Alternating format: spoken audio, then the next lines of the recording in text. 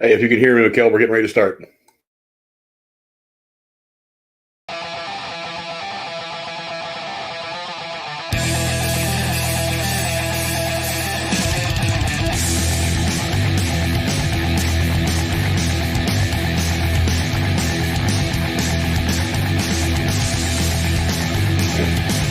Hello, my friends in football fandom. What's going on out there? I'm still in the middle of trying to get this stuff together because I woke up super fucking late today. That's all right. There's going to be some more stuff to watch the eventual 49ers disrupting the Philadelphia Eagles. But for right now, starting off with Mikkel. What's up, Mikkel? How you doing, brother?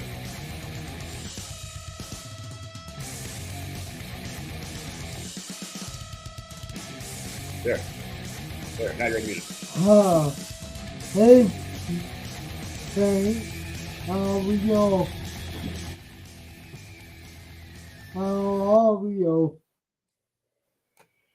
I'm doing pretty good. I'm ready for this Niner beatdown that they're about to dish out to Philly. I'm still trying to get the links in out to a couple of people. A little behind this morning, or this afternoon, as it were. I just woke up myself, so I'm still drinking my coffee right now. Need to send it. Come on, Well, wake up. Cat. What's that? Well, Cat, he's not good. I haven't. That's what I'm trying to do. I'm trying to get the links sent out to everybody who might want in. Like I said, I'm a little behind. I thought I was going to wake up a lot earlier this morning to get some stuff together, but I am behind. So I'm sure he'll be in at some point.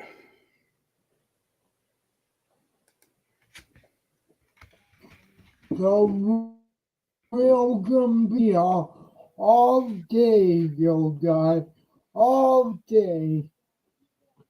Yeah, I'm going to be live all night from now until when the Super Bowl is set. Here come the Niners out down the tunnel now to take the field. Let me send this off to. I guess send this off to me. Text gets it. So you think they could win, Frank? What's that? You think they could win, Frank? Yeah, I think the Niners can win. I mean, I think it's all about the defense. I think they're really, really close. I think the defense is what sets them apart. What am I doing here? Yeah, but they can do good against Cowboys. They did good enough against the Cowboys, and that's what championship teams do. Is when they're fighting with good teams, find ways to win. And the Niners did that. That gives me a lot of confidence. They're going to have to do it again this week. They're going to have to do it again next week in the Super Bowl. So it's not going to be an easy road. If I'm being perfectly honest right now, if you'd have asked in week 4 or 5 if the Niners were going to get playoffs, I might have said no, probably not. Because at that point, let's see, I think they started out like 2-4 or something like that. I forget exactly what it was. They didn't look good in the early part of the season. They had that loss to Kansas City, and then eventually, Lance gets hurt. What I was actually kind of okay with in a way because we had Garoppolo, we had success with him, and then Garoppolo gets hurt, and we're in our third string quarterback, a guy who's never taken an NFL snap. He was Mr. Irrelevant, and I'm like, okay, season's over. And then what happens, and I'm like, holy shit, how in the hell does this work? So part of me feels like it's fate. I mean, look, that's the way history works though. This insane path that it takes to get to like Tom Brady. Who the fuck would have figured Tom Brady would have won a Super Bowl that first year? I mean, because I know because everybody in New England was thinking, oh great, our starting quarterback Drew Bledsoe's hurt. Who we got? Oh, this 6th rounder from Michigan who played like one full season, and then next thing you know, we have Tom Brady. So, I mean, this could be the story. I don't know, but we're gonna see. We're gonna see for sure. But yeah, for those of you who are watching, if you guys want to join in and talk football, you can come and go if you'd like. I should pin it in the YouTube, but the link to the StreamYard to join us is in the chat. I should pin that. Let me open up YouTube so I can pin that. But yeah, so if you guys want to join in, if you want to come and go, that's fine. I can take up to 10 people on here at one time, so we can get some football talk going. Yeah, this is kind of the way that the here come the Eagles out of the tunnel now. Yeah, this is kind of the way that it's supposed to go. The number 1 and 2 seeds are all in the championship game. So yeah, I know the will. yeah, this is good football. This is the way it's supposed to be. I don't know where she is. PSS is making some predictions.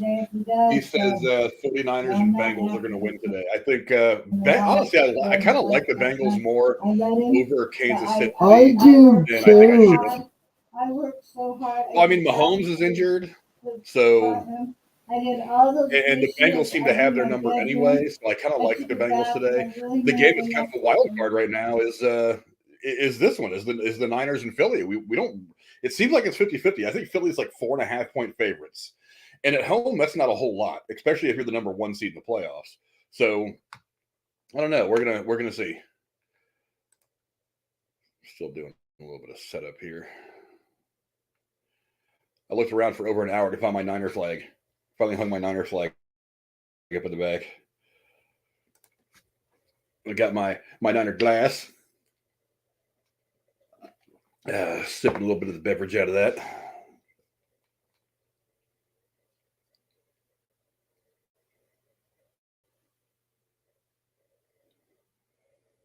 Let's see.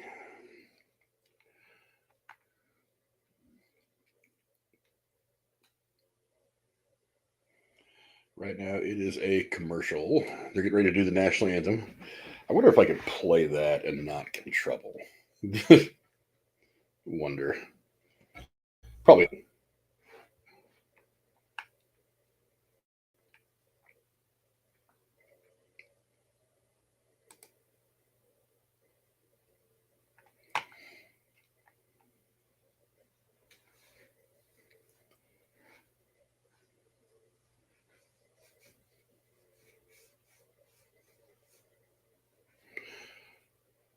We also found out some of the trailers we're supposed to be getting for the Super Bowl today. That was released on Twitter. I guess we're getting the first trailer for the Marbles, which is kind of cool. We're also getting the first full trailer for Secret Wars, which is going to be dope as fuck. I'm really excited about that shit.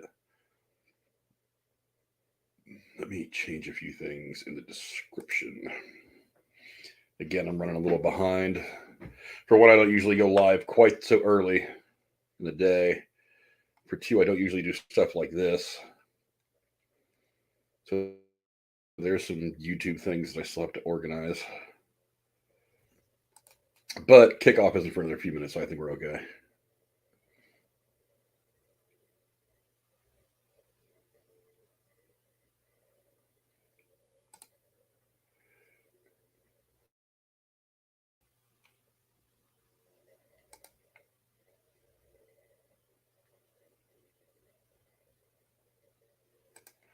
Let's see here.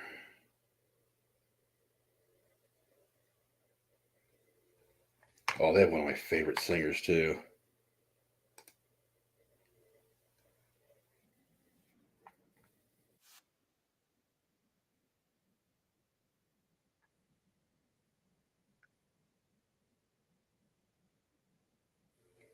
That's Anita Baker. It's one of my favorite singers. I only played a couple seconds of it. I don't want to get in trouble. Even if it is just the anthem, I don't want to get in trouble.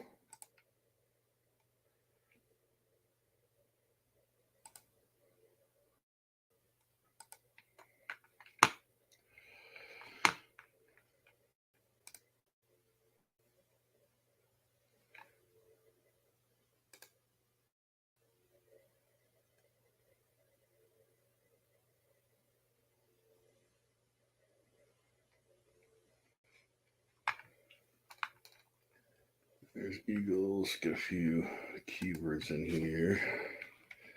Help drive some traffic to the channel. Of course, my computer's picking right now to be laggy.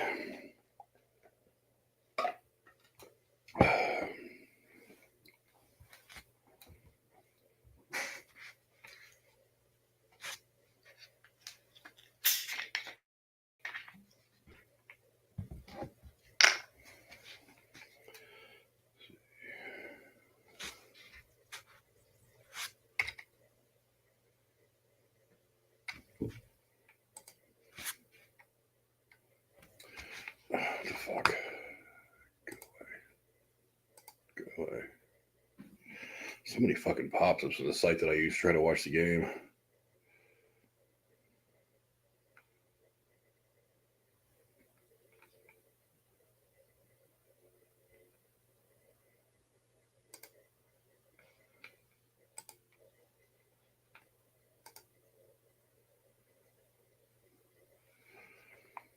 Let's see. There.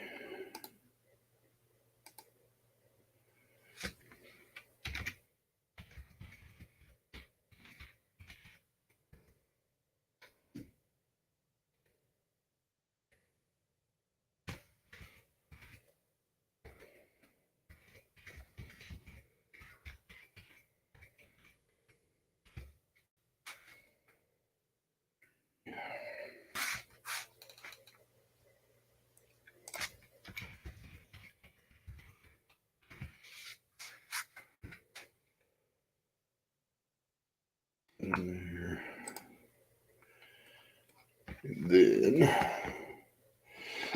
Casey, I took your wrench because you're a bitch. You're gaming right now. You know, this is a perfect opportunity for you to come onto my channel, which is something you're always bitching about.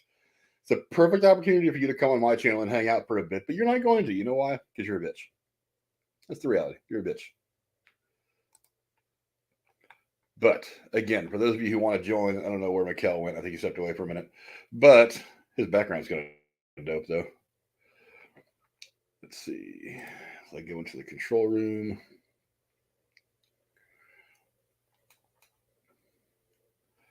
Again, I apologize. I'm way behind getting everything together for the stream. I spent an hour looking for my Niner flag and then finally found it and hung it up behind me because I wanted to have that piece of set dressing.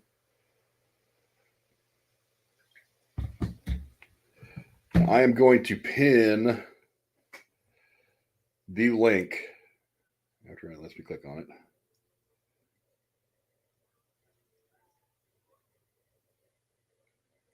Eventually, let's go.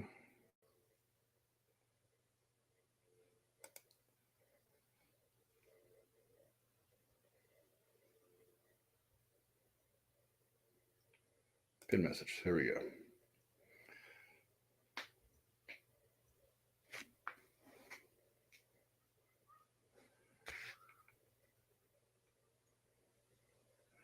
What's up, Butterfly? Good to see you. Looks like Mikkel's back. Okay, so for those of you watching, in the pinned comment is the link. If you want to join and hang out, you can come and go if you'd like. Game has not quite started yet. Looks like they're prepping for kickoff. I don't know. Throw your guesses in there right now. Who do you guys got? We're about to kick the 49ers at Philadelphia Eagles. You guys know who I'm rooting for. I think it's pretty obvious. I think I'm making it as obvious as I can. Niner shirt. I would have my Niner hat if I could find it. But yeah, it's obvious who I'm rooting for. I think it's going to be a good game. I think this is going to be the best game of the weekend, honestly. I feel like the Bengals game tonight, the Bengals-Chiefs, is probably going to be I don't think it's going to be very exciting. I think it's probably going to be a decent game, but I think the Bengals probably have that one right now. Unless they were playing up the injury to Mahomes, I really do think that the Bengals are probably going to win that game. I think they're probably playing it up a little bit to try to make them kind of take it easy, but we'll see. I'll go ahead and put a poll in the chat, and we'll see who you guys got.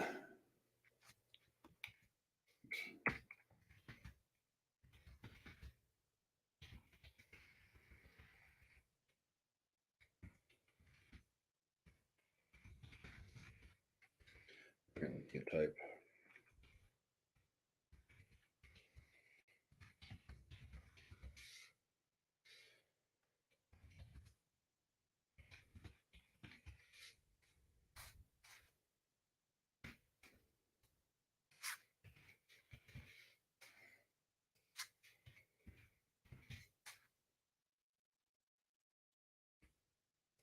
All right, there it is. Who do you think is going to be the NFC champion? And now the Niners have kicked off.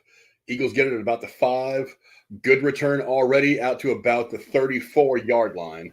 That's not a bad kick return. So the Eagles will have the ball first against that vaunted Niners defense. Let's go. Let's go. Already getting chippy. Look at that. His name is I'll take pictures of the Niners show, and then everything I'm still making your friends in the others. Place your votes. I'm taking the Niners. I'm going to be a total homer on this one. I'm going to take the Niners.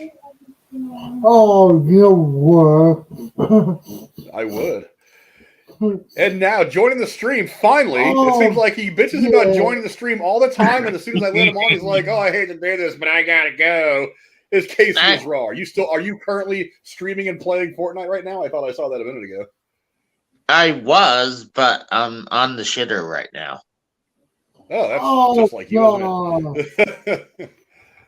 Well, Quick that's why slant my out to the camera. right side to the 40-yard line for the Eagles. Hey, who won last night, by the way? I was busy watching the Rumble. Who won what? The football game last night. There wasn't one last night. There wasn't one? I thought they had one on Saturday and one on Sunday. I think they used to do that, but now I think they want to try to have them both in the same day. That, and I think maybe the whole thing with the game being postponed between the Bengals and the Bills had something to do with it. So, yeah. So right now the NFC title game just started. The AFC game is, I think, kickoff is set for 6:45 or 6:30. Okay. So I'll be going live for that one as well. So I will be live for the rest of the night talking football. So. Well, maybe I'll come in and harass you. Well, this the game's going to take at least a couple hours, so you could have handled your business and then come on and said hi. Yeah. Instead of calling us from the toilet, which is also you. Well, it's not like you're hearing anything. It's not, and you're not seeing anything. So It's the knowing. Yeah. Oh, I could be in the bathtub. I don't want to know that either. God. So, did you watch the Rumble last night, Frank?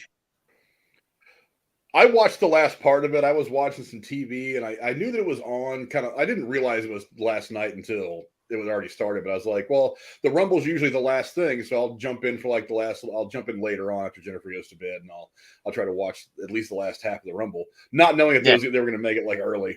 So I ended up catching the title match with Reigns and KO. That was good. The men's Rumble was the first match of the show. Yeah, if I'd have known that, I probably would have just went ahead. I mean, if I would have realized it, I probably would have went ahead and I might have gone live too, just to watch and commentate it. But because I've been trying to watch a little more wrestling over the last couple of years, it's just been too busy to try to dedicate too much time. Oh, to yeah. Make sure my channel gets taken care of first. But, granted, I mean, dude, you're busy too, so you can't. It's kind of like how Drew was. He has his family life, work life, and then his channel and shit. He was doing work for Cronin and for Ken. The guy was burning the candle on both ends. Yeah. Yeah, I try to make sure that I like doing YouTube, but it's the fun thing to do. So if I have to sacrifice, I agree. Every now and again, I will. I agree. Oh, so many commercial breaks. We've run one play, NFL, for crying out loud. Can we let's get through this first quarter? Well, I mean, that's how they make their money. I mean, you can only make so much money from the people in the stands and the merch. So I bet a lot of it's because the commercial.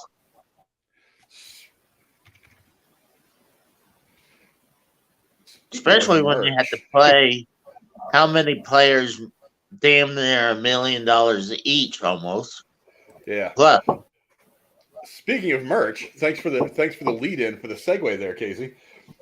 I have not been plugging it lately because I've been kind of forgetting about it. But we do have merch now for the channel. Jeremy talked me into it. Nick from Lost River Drive-In talked me into it. He said it doesn't cost me anything, so I may as well go ahead and try it. But there is merch. Let me look and make sure that I actually have the link in the description right now, because I know I've added it to a couple of videos. I don't know if I added it to them all. So first and 10 Eagles right now at the 41. Yeah. Will you have a one of those kid tattoos of your face. Maybe. I mean, I would buy that. If they make those.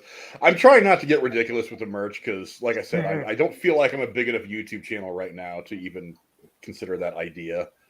But I was talking to Nick from Lost River Drive-In a while back, and he was just like, just do it. He was like, it doesn't cost you anything to do, so you may as well just do it. And once you do become a big YouTube channel, you'll already have that little piece of the logistics in place. So I was like, okay, whatever. Yeah. Jeremy's been trying to talk me into doing it for a while. But I was always like, I feel like we're too small. I feel like it's not. Try to find it. I feel like it's not really. It kind of like me. It's me acting like I'm bigger than I really am. I don't really like doing that if I can help it. Look like Hurts out to the right side for no gain, runs out of bounds. So now it's 3rd down Eagles. 3rd down and 8. People says I should do more, but I seen. What? I've seen people like Cronin not do good with merch and has thousands of subs. Like, shoot, I think like he's in like somewhere in 60,000 subs, and he's having a hard time pushing merch. Ooh, right across the middle. That was a dangerous pass, but he got it. Looks like it's going to be 1st down Eagles. Boy, hey, I'll be right back. Good pressure right up the middle by Greenlaw. I just couldn't get there in time. Did that ball hit the ground? Nope. That's a clean catch, sir. Good on the Eagles. That's a good 1st down. I thought for a minute maybe that ball started to drift a little bit low and it might be incomplete, but no, that's a 1st down. Yeah. But let me make sure that I have. Behind your face. What's that? I'm behind your guy. Run up the middle for no gain. Need the Niners defense to hold, man. This first one's going to be tough. Copy the link. The link for the merch? He got that ball.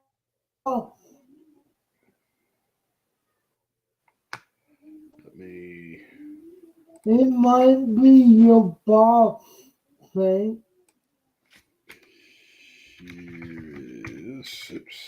No. Merch. All right, so I'm putting a link for the merch in the chat if any of you guys want to go buy anything. Right now, it's basically it almost was a pick. Hufanga almost had that one, but he was out of bounds and he had it. Yeah. Okay. Oh, that would have been a great interception, but no, he was out of bounds. That's legit. More pressure. Bosa on the outside. Collapsed the pocket and then just chasing him. Yeah, it was out of bounds. Yeah. Niners have gotten good pressure at a couple spots already on this first drive. That actually is pretty promising. Now on the Polio run right now. Ooh. Pass over the middle to it looks like he's going to pick. If they give him forward progress, he's going to pick up about 6 yards or so. But now that makes it 4th down and 3. And Hurts is staying out there, I think. Oh, nope, they're going to punt. For a minute, are they? No. No, Hurts is still out there. No, they're still out there. They're going to go for it. 4th and 3. Hey, you know what? Honestly, I like this aggressiveness from the Eagles. This is what you do when you're in this game. You got to be aggressive. They're 22 of 32 for 4th down conversions this year. That's pretty good. It's 4th and 3. They ran it quick. Hurts is out of the pocket to the left side. Downfield. Oh, God, that's a catch at about the 6-yard line. Damn. Yeah. Not bad at all by Smith. I thought for a minute they were just going to go ahead and go to the field goal unit, but no, they went for it. Oh, he had to go up high for that one, too. Hurts almost overthrew him. Now, that's a good catch, though. Got to give him credit for that.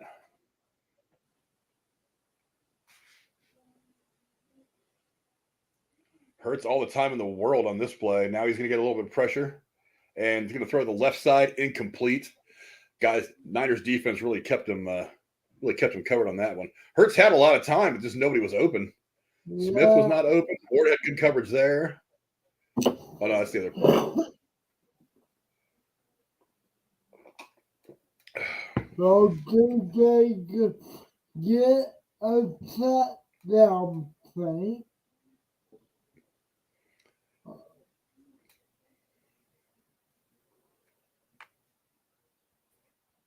Good. Make sure there's Set and down and go right now. second and goal up the middle, touchdown. Yep. That's all right. Eagles strike first. Miles Sanders. That's all right. It's gonna happen. I ain't worried. Let's see. Is the merch link in here? No, it is not.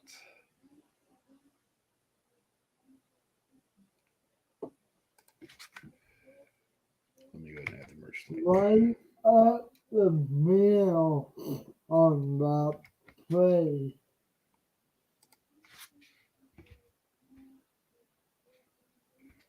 Hi, Matt. We're in good shape.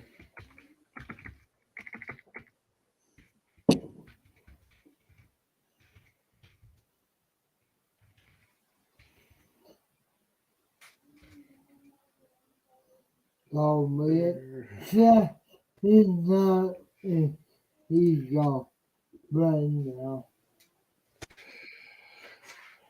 So Eagles strike first. It's now 7-0 Philly. 9:48 left in the first quarter. Niners are about to get the ball. We came out of this commercial break. Yeah, I'm not worried.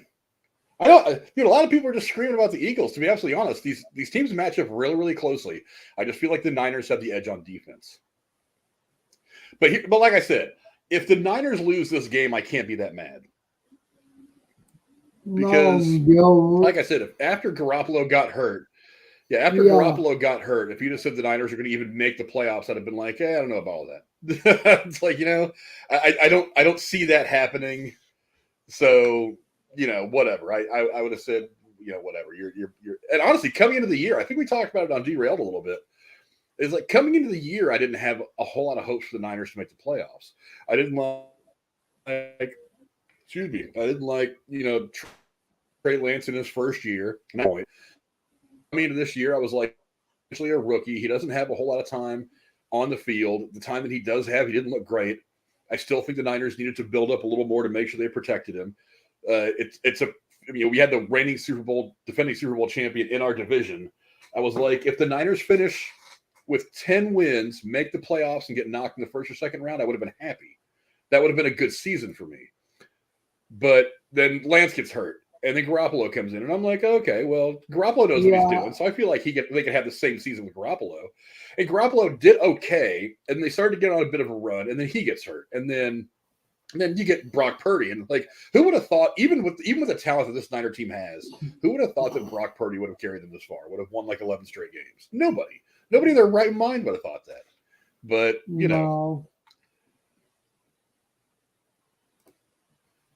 So, yeah, I'm just happy to be at this point. I mean, the number one defense, all kinds of weapons on offense.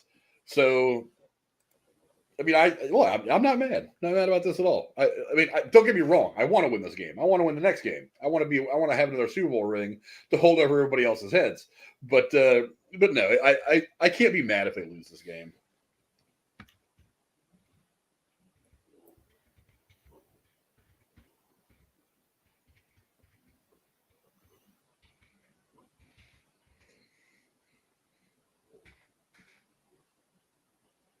I didn't realize just how many commercials there are in a football game until I tried to sit here and watch. They keep replaying this catch. I wonder if they are questioning if it was actually a catch or not. I thought it was, just looking at it. It comes down, he's got... Oh, maybe it wasn't. Maybe it wasn't a catch. I don't know. I mean, it doesn't matter now. There's no reviewing it now, but damn. Reveal. But whatever. I mean, it's not like the Eagles weren't going to score a touchdown at some point today anyway. So I say we just go ahead, march down the field, and tie the game up. Now come Brock Purdy.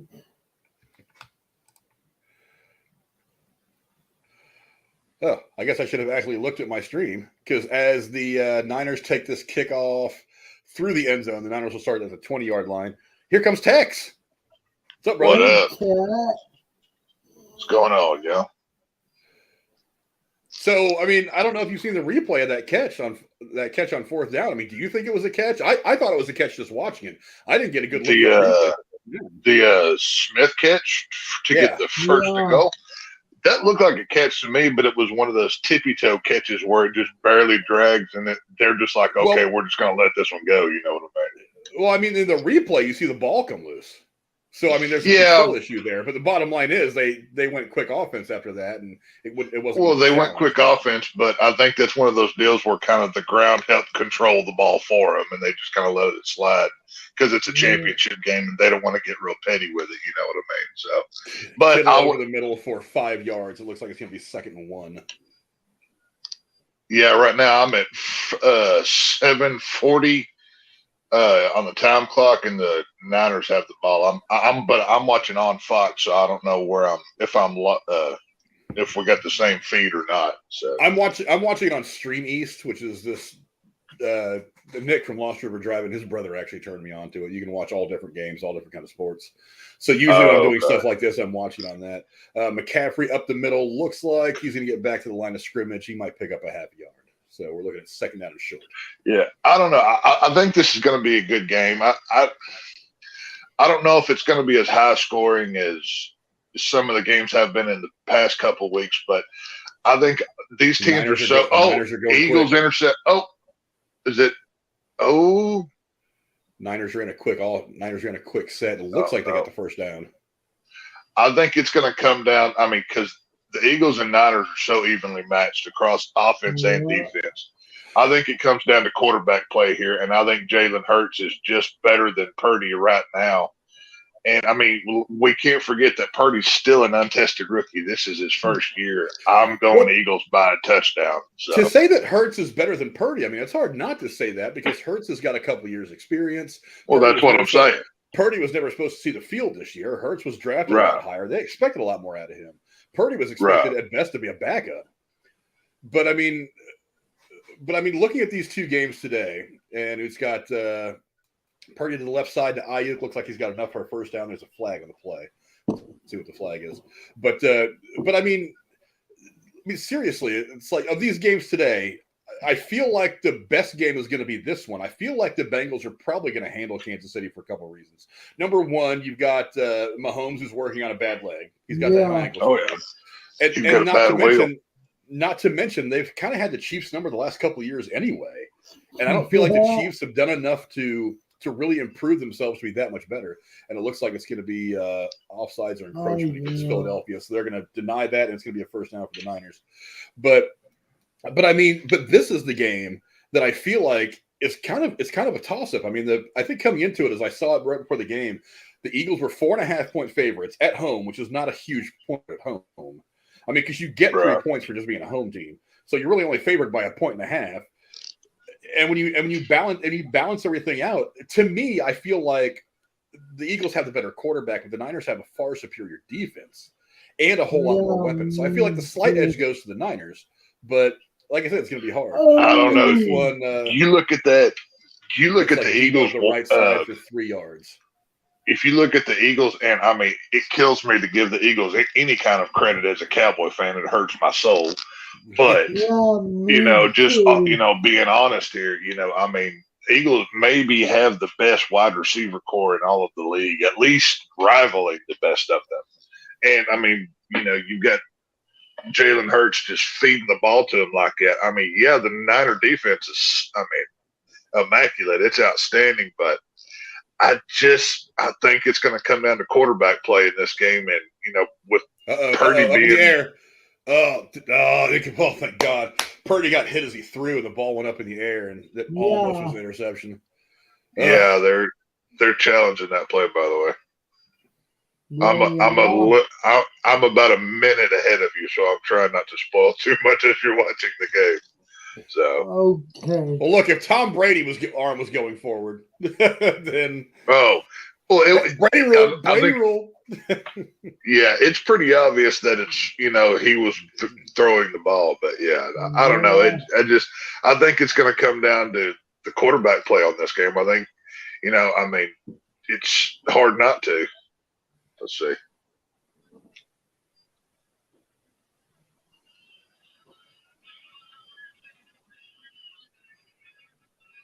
The ball. That arm didn't go very far. Oh, I think the Eagles got a case here. Yeah, me too. I hope not. As a Niner fan, I hope not. That arm didn't go. That arm didn't go cross pat. Ooh. Yeah, I'm afraid how this is going to go, but. Yep, that's Eagles ball. Eagle ball. Yep. Eagle ball. The arm didn't go. I guess the arm didn't go forward enough. I guess it didn't look like it crossed his body, so I guess that's why they gave it to him. No, AJ Raider, it was not a fumble in the tuck rule game. That's the whole problem. Is that they right. That's why they call it the tuck rule. They said he was tucking the ball, right, when he actually was not. Right now, they're showing the trailer for that knock at the cabin door. I still want to see this. Yeah, the more I see of that, the more I'm interested into that. Now there's something about now there's planes crashing. There's a tidal wave. That's what I'm saying. Like, there's an airplane all of a sudden that's flying sideways in the air. What's going on with this movie here? Look, I don't know. I said, and we talked about this. Like I said, we'll go back to the movie thing for a minute. M. Night Shyamalan, he has been so hit or miss the last several years. It's like he's either crushing it, and he found his stride again a little bit with things like Split and stuff like that. But then he comes out with another stinker. Just when you think he's finding his rhythm again, he comes out with a stinker. Like, with them getting Dave Bautista, the wrestler, obviously he's only known for what's his face in Guardians of the Galaxy, but with him coming out and saying he doesn't want to be known for just those kind of characters, I feel like he's probably going to bring it on this one, just to kind of make a statement. You know what I mean? So we'll see. I mean, I'll check it out. It looks kind of interesting. I really want to see him go after some like serious acting stuff. I haven't seen the new Knives Out movie yet, but I've heard that he's actually pretty good in that. And that's going to take a lot more acting. He can't just be strong guy Drax in that one. He's actually got to act. He was not great in Zack Snyder's Army of the Dead. He was the lead in that film. And honestly, they should have picked somebody else. He was great in the action scenes, but he was flat on everything else. Remember, The Rock wasn't that good his first couple of times out. And now he's like the fucking big man of Hollywood. And I still don't think he's particularly a great actor. I just think he picks roles where he can play The Rock. Some variation of The Rock. He's just like Vin Diesel. He plays himself in every movie. That's all they ever do. And they get paid millions of dollars for it. I think his arm was just starting to come forward, maybe. Yeah, but it didn't look like it crossed the. It didn't cross the the line of the him though. That's why I think they gave it to Philadelphia though. Yeah. I don't know. I think it's going to be interesting to see. I mean, like I said, I'll take Eagles by a touchdown here on this one, just because of quarterback play. Look, now I'm not a little worried about that call earlier with the catch, which may or may not have been complete, because I do think the ball comes loose. Now I'm wondering if maybe some. I'm not saying shady shit, but I'm like, if the calls are just going to go the Eagles' way. Run to the right side, looks like for maybe a yard for the Eagles. Because if this is going to be one of those games where a lot of the calls just happen to go against the Niners, that's going to really piss me off. I hate to lose games like that.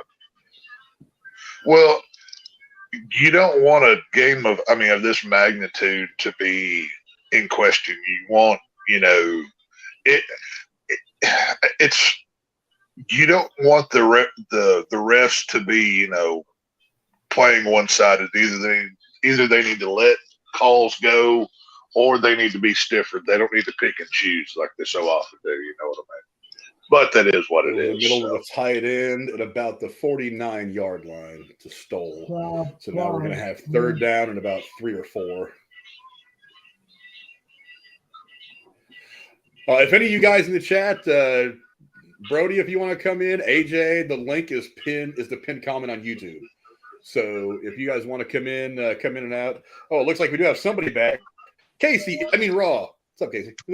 Oh, Jesus. Hey. We got this loser. Casey, Son of a bitch. Casey, All right, did Frank. you wipe? Did you wipe? At least, I mean. What's wiping? No. Exactly. What's wiping? Oh, what? You did I hose Shotgun. myself then. And it looks like for the moment the Niners have managed to hold him. It's now 4th down and about 3. Are they going to go for it again? It doesn't look like it. It looks like they're just going to send the punt team. No, they kicked the punt. No. Hey, Frank, I got a bone to pick with you about something. Oh no! Oh. I'm shaking in my boots, which I'm not wearing because I'm currently barefoot. No, well, it's not really a bone, but I got to talk to you about, I want to see if I can get, one of us got to get sole custody of text. This sharing custody of Hey, text. I've already said no. Oh, I've already said you bounced from the Niners, Jesus Christ! I'm a harsh truth guy, and I come to your little YouTube place as charity, my friend. So I've already made this very clear, like where loyalties lie. If this is an NWO red and white thing, I'm over here with the Wolfpack, baby. So good luck. So, Well, then guys- that means I'm the original black and white. The what? Let's talk for a second. Hold on. Go ahead. No, I was going to make that joke earlier. Then I saw text in here. It's like, oh, I got to do it now. Uh-oh. Brock Purdy's left the field. Oh, shit. Why, cat? You'll find out. Uh-oh. But I forgot to say good morning to everyone today. I mean,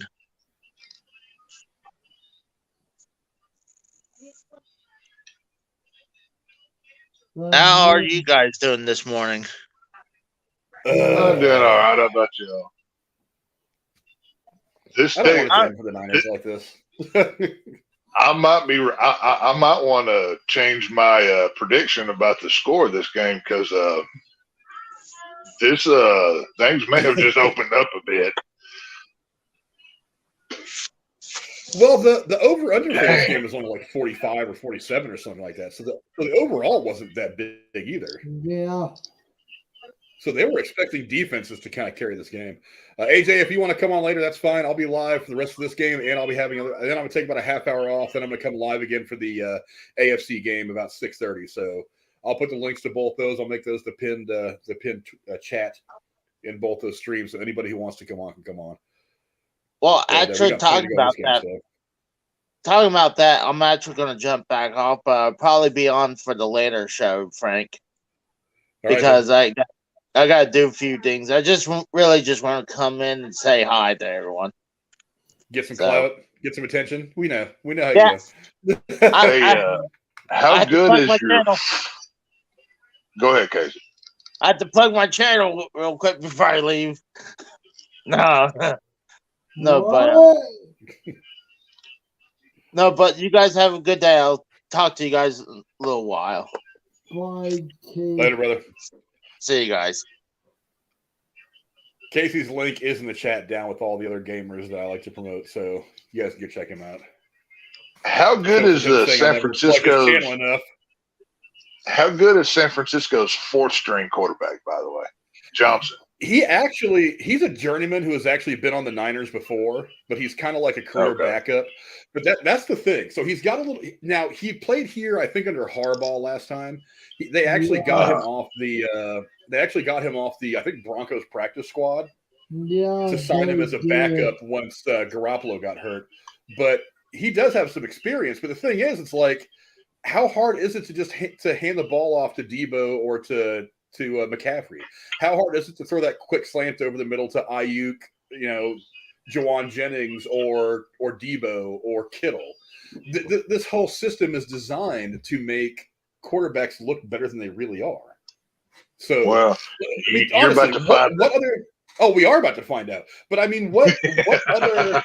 I mean, seriously, what other team in the NFL could have put Brock Purdy in and had him win 11 straight games? What other team? Oh, credit where it's due. Of course. I mean, the Niners have. Any team would kill to have what the Niners have here, but you better hope that they can carry anybody, because otherwise this might be a blowout game here. Well, it's not looking good so far. That guy came in completely clean and wiped out Johnson. So. Oh yeah, he cleaned his clock, buddy. May have been hands to the face. Well, it didn't look so much like hands to the face as helmet to the face. I mean, he took him plumb to the ground. So I don't know. We'll see what happens. But I've got, like I said, that's all the way hands to the face. I'll take Eagles in this one, and in the other game, I'm gonna go Cincinnati, because I mean, with old Mahomes having a hurt leg and everything like it, I just don't think he's not going to be able to plant, make the cuts and turns and those big bombs down the field on that bad wheel. So I don't think they're going to be able to pull it off. And the Niners just got hit for a delay. And Patrick Mahomes has never beaten what's his face at quarterback for Cincinnati, Joe Burrow. Oh, Joe Burrow. Yeah, I think he's like 0-3 in beating him, and I think that streak continues here. So we'll see. But I do think Cincinnati will end up winning the Super Bowl. I think they're going to revenge from last year. But that's McCaffrey's going to pick up a good chunk of yards there, but it's still going to be fourth and probably about 3. Butterfly's asking, is Bosa out too? I haven't heard anything about Bosa. I'm not actually listening to the game commentary right now because I'm actually watching on my computer. So there's legal issues if I try to play But Purdy's back out on the field, so. Or is that video of him walking back to the locker room? That's video of him walking. He's not back. He was still sitting on the sidelines right before commercial. Yeah. Well, right now it's still a game. It's only 7-0. So we're gonna have to see.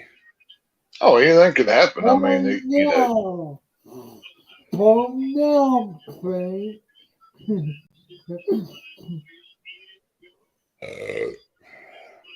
I hate rooting for Philadelphia. They are the worst team. I hate their fans. Oh, God, I hate Philadelphia. I can stomach the Giants. I can stomach even the Redskins. I can stomach, but Eagles fans, they're just vile, disgusting people. They're the worst fans in sports. There's no way around it. Looks like Bosa is on the sideline getting worked on. But I don't know if he's out.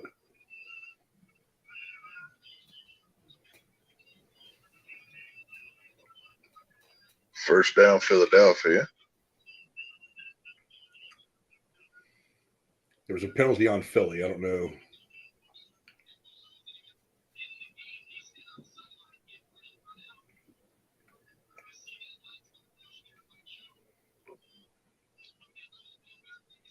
It's looking like Purdy might come back out. I mean, he's on the sideline and they're talking to him, so they want to put him back in the game. Well, I mean, this is a time where you man up. It's just like, okay, there's nobody who's 100% healthy in this game. By this point in the season, everybody's a little bit hurt. You know what I mean? So if, unless you're like hands about to fall off, you tape it up, shoot, take whatever pain medication you got to, and you go deal. But, ain't nobody fresh. Especially with these two big bad defenses beating the crap out of each other's offenses. I mean, this is going to be one of the nasty kind of games. I don't see it being very high scoring. I think they're just going to beat the tar out of each other.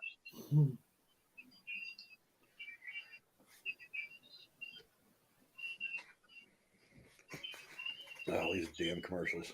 But that's one of the things I was saying earlier, Tex, is like, honestly, the way things went for the Niners, like the first 6-8 weeks. Right. I mean, once you get to the point where Garoppolo gets hurt and you have to put in your third stringer, who was the last pick of the draft, part of me's like, okay, this season's over. I didn't have great expectations for the Niners coming into the year. And think about it. When we were doing Derailed, it's like I was saying even then, I was like, I don't have high expectations for the Niners this year. You've got the defending Super Bowl champion in your division, and we didn't know at the time they were going to completely fall apart. But I mean, you have the defending Super Bowl champion in your division. You've got you're starting Trey Lance, who already hadn't looked that great. I mean, there were so many things kind of not going against them, but so many variables that you couldn't quantify. You didn't know where to put them. That I mean, I just didn't think that they were gonna do that well. I thought they were gonna go like 10 wins would have been good. I would have been happy with 10 wins and flirting with a wild card spot, maybe even getting one and making the playoffs. That would have been a good year for me. So I've already gotten way better than I thought I was going to get, especially after the Kansas City game. The Niners just got drubbed. Right. Especially after that, I was just like, well, if we just don't look terrible the rest of the way out, I'll be happy this year. Because I knew it was going to take a full year with Trey Lance to try to get their shit together.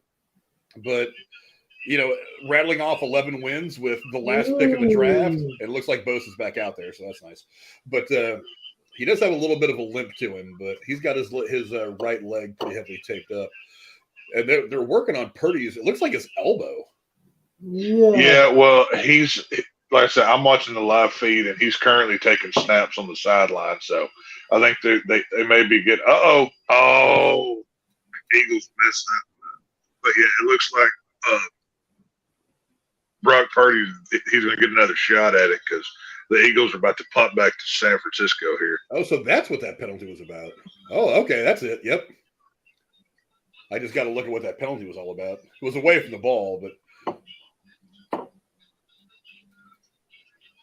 Well, I mean, but yeah, I do agree with what you were saying. I mean, considering what San Francisco's had to deal with the amount of hurt quarterbacks, even getting to an NFC Championship game is a win. I mean, obviously, if you lose as a Niner fan, you're going to be upset here, but look at it from the wider scope of things. Exactly. You could have lost every game this season and not even been in the playoffs, Dude, after we lost week 1 to the Bears, I was like, oh my God. The Bears, everybody knows the Bears weren't going to be a great team. And we were and we went in there, a lot of people, even with Trey Lance at quarterback, a lot of people were saying like the Niners could challenge this year. They could be really good. I was like, I don't know.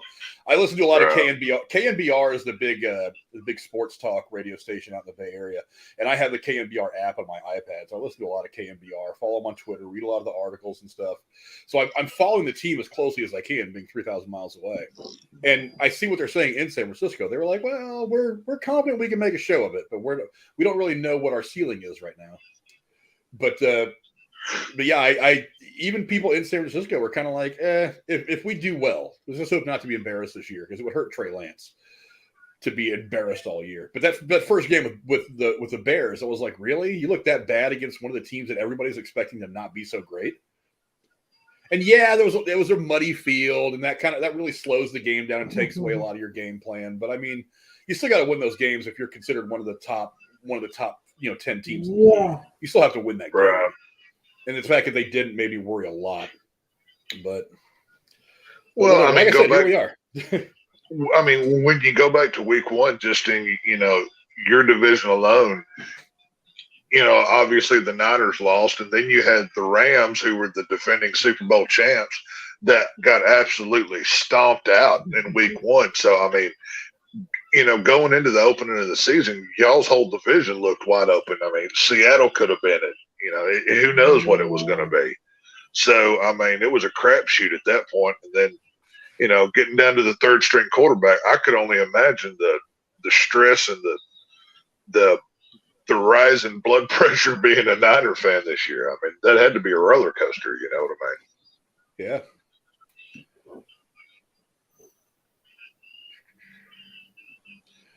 All right. Hurts right now is 10 for 71 yards at the end of the first quarter. Those aren't great quarterback numbers that are holding Hurts. He hasn't done a lot rushing either. Right now I'm looking at it's 3rd and 9 for the Eagles at their own 26-yard line. Hurts back to pass. Up top to the right side, overthrows him. Overthrew Brown by a lot. He had him too. If he'd have taken just a little bit off that ball, that could have been 6 points. Brown had Ward beat on that one too. So 4th and 9 with 15 seconds left. Bosa, a little limber coming off the field. Hopefully they'll figure him out because we desperately need Bosa to stay healthy. If we lose a significant part of the defense right now, God, that'd be horrible.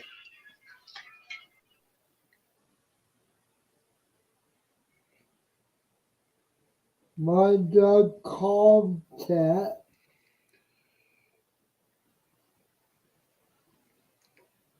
Looks like the punt goes out of bounds to the left side. That was not the best punt in the world. Looks like the Niners are going to have the ball somewhere around like the 35 or 40. There's a flag on the play. Let's see what this flag is.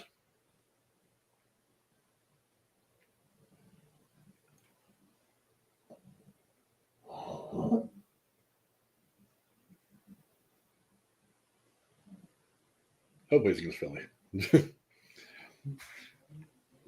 Yeah, TSS says that the Rams, you could predict, may not do as well as they did last year because every year the Super Bowl winner doesn't do well the year after. Even the Bucs didn't do as well. Yeah, but I mean, equally, there's also been teams that have won back-to-back Super Bowls. I mean, Dallas has done it. Right. Niners have done it. Steelers have done it. You know, Patriots did it 2 or 3 times. It's like it really a lot of it's just about how much of that talent you can carry over and how much tape they get on you.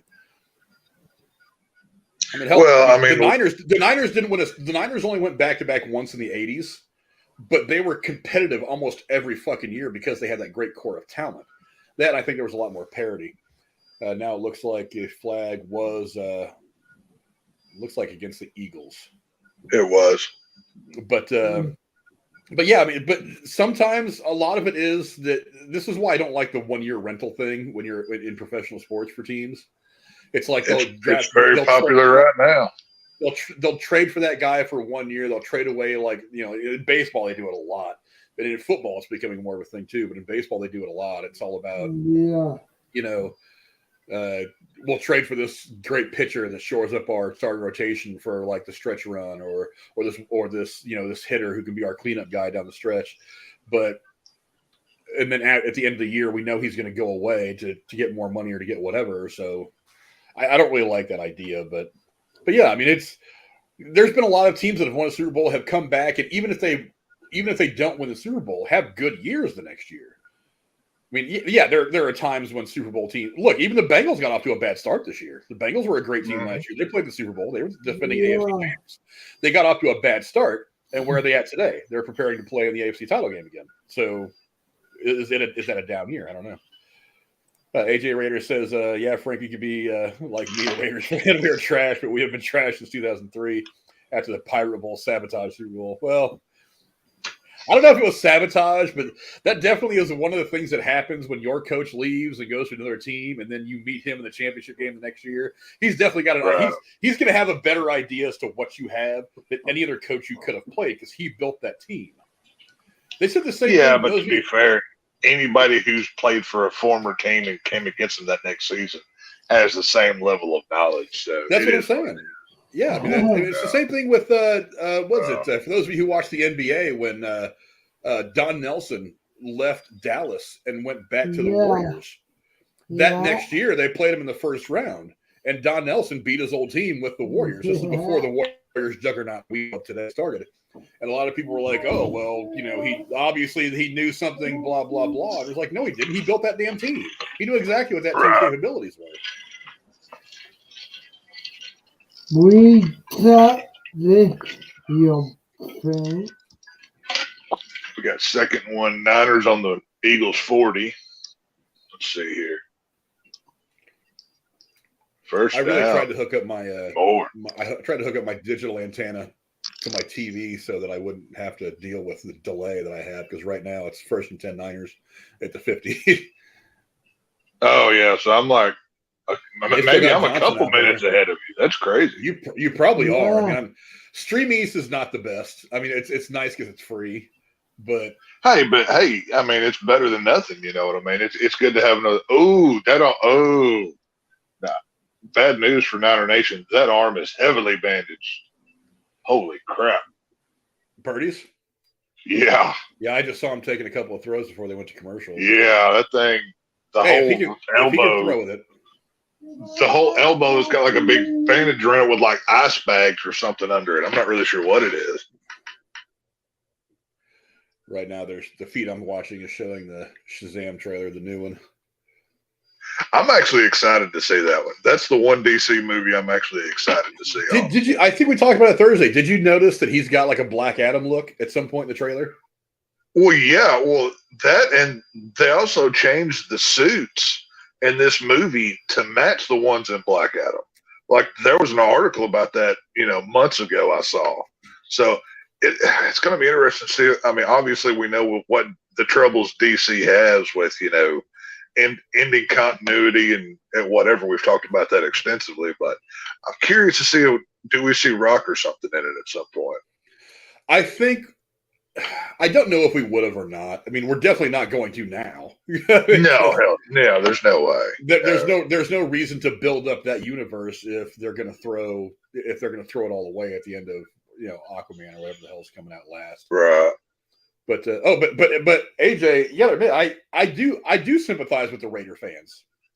Going back to what you were saying, I grew up in the Bay Area, surrounded by Raider fans. I mean, my dad's side of the family are mostly Raider and Charger fans. Because I got a lot of relatives that live down in the San Diego area. So I am surrounded. I was surrounded by Charger and Raider fans most of my life, and a few. I mean, I grew up near the Bay Area, so obviously there's a lot of Niner fans that I know that I was friends with. But it's like most of my family were all Raider fans. They still go to Vegas to watch the Raiders play a few times a year. They'll make the drive out to Vegas to go watch. So, I do like their new stadium. I think the Raiders may have the best stadium in football right now. Honestly, that's a cool looking place. It is a good looking place. Yeah. I just think Davis needs to sell the Raiders. Somebody with more modern sensibilities needs to run that team now.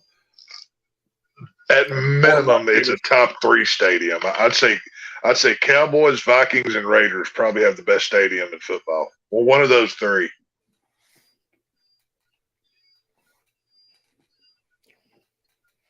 This looks like it might be a long day for San Francisco. It's headed south quick, folks.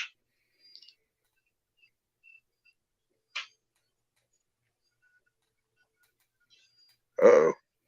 AJ says Gannon throws 6 interception against the Bucs in the Super Bowl because Gruden knew every play the Raiders offense was going to run. That's not anybody's fault. That's what they get from that's football. He knew the team. I mean, if you have that knowledge, wouldn't you use it too? I disagree, AJ. He wasn't loyal to Gruden. If he was loyal to Gruden, he'd have found a way to leave with Gruden. Yeah, I don't think anybody's loyal to that point. Yeah, you're loyal to your paycheck and to get in the ring. Right. You're not loyal to your coach. If that was the case, you'd see a lot more people leaving with a coach. Right. No, I mean, that's what happens. I mean, very few times do you see players that are, even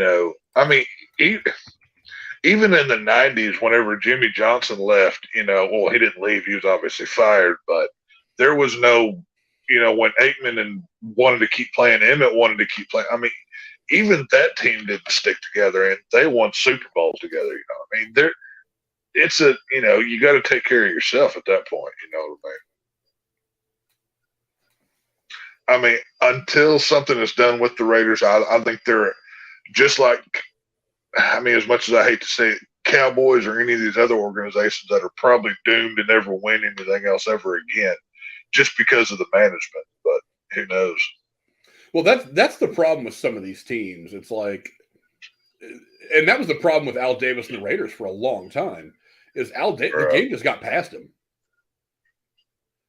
The game just got past Al Davis. He didn't know how to operate in the modern NFL anymore. That's why I always thought that last Super Bowl that they went to with him, with Gannon and with what's his name, Callahan, that team was largely a product of Gruden. Callahan didn't put that team together. He took over a team that Gruden built to try to be a winner. And what happened after that? They haven't done shit since then. I mean, it's only in the last 3 or 4 years they've managed to put together a team at all. I mean, honestly, look, I'm an Ohio State fan. I watched Terrell Pryor play. Terrell Pryor, I think, had a lot of potential, but there's no fucking way that I would have given up a 2nd or 3rd round pick to get him in the supplemental draft. No fucking way. Right. I mean, that line of thinking might have worked. That kind of gamble might have worked in the 60s or 70s, but not now. Not in modern day football. So, and I even said then, I was like, why the hell is he giving up that pick for him, who he can get as a free agent for? Nobody else was really pining for that guy. If they wanted him that bad, the supplemental draft, he'd have went earlier in the supplemental draft. But he didn't because nobody fucking wanted him. Nobody thought that he was going to be worth that much, at least not a third-round pick. So he gives up a third-round pick in the next draft to get Terrell Pryor, and Terrell Pryor did absolutely nothing. Why? Because Terrell Pryor was fast, and Al Davis always had a thing for speed. But it doesn't matter if you can't throw the fucking ball. It doesn't matter if you can't catch the ball. It doesn't matter if all you can do is run. That's not good enough. This is what I said about when they fired Frank Reich in Indianapolis earlier this year. And they just instantly put in some guy who had no head coaching experience because he was kind of a legend for your team. I put on Twitter that day, I said, that is the most Al Davis kind of move that anybody other than Al Davis has ever made. I went to Twitter and I was like, that's the kind of move that Al Davis would have made. It was just dumb. And that's why I worry about the Cowboys, because I really feel like it's gotten to the point where Jerry Jones was one of the great owners for a long time and ultimately still is. But I was like, he can't be the general manager, owner, head groundskeeper, chief custodian, head accountant. It's like, you can't own the team and make the popcorn too. You can't do it all. You know what I mean? Yeah. Yeah, last year I'd even mentioned it when they played the Niners in the playoffs last year. I even mentioned it. I was like, they put Jerry Jones on the screen and it said CEO, GM, co-coach, blah blah blah. He had like slash this, slash that. I was like, how do you possibly keep all those things straight and still put out a good product? Look, I would never in a million fucking years have paid Dak that kind of contract. Never. If he'd have he's going to get $50 million next year, dude. Yeah, it's ridiculous. Yeah, I never in a million years would have paid that fucking guy. I mean, we're going to be paying a quarterback who's won 2 playoff games $50 million. Yeah. Like, why? I mean, just for comparative sake, Cooper Rush. I mean, whatever you may think about him, he came in and won 4 games for you, and he ain't making a third of that salary. I'm not sure he's making $1 million a year. So, I mean, and who's going to trade for Dak? I mean, who's going to pick up that contract? We're stuck with it. There's no way around it. You know what I mean? We might be able to do something with Zeke, and honestly, I hope so, because his career pretty much over. He's not Zeke who he used to be.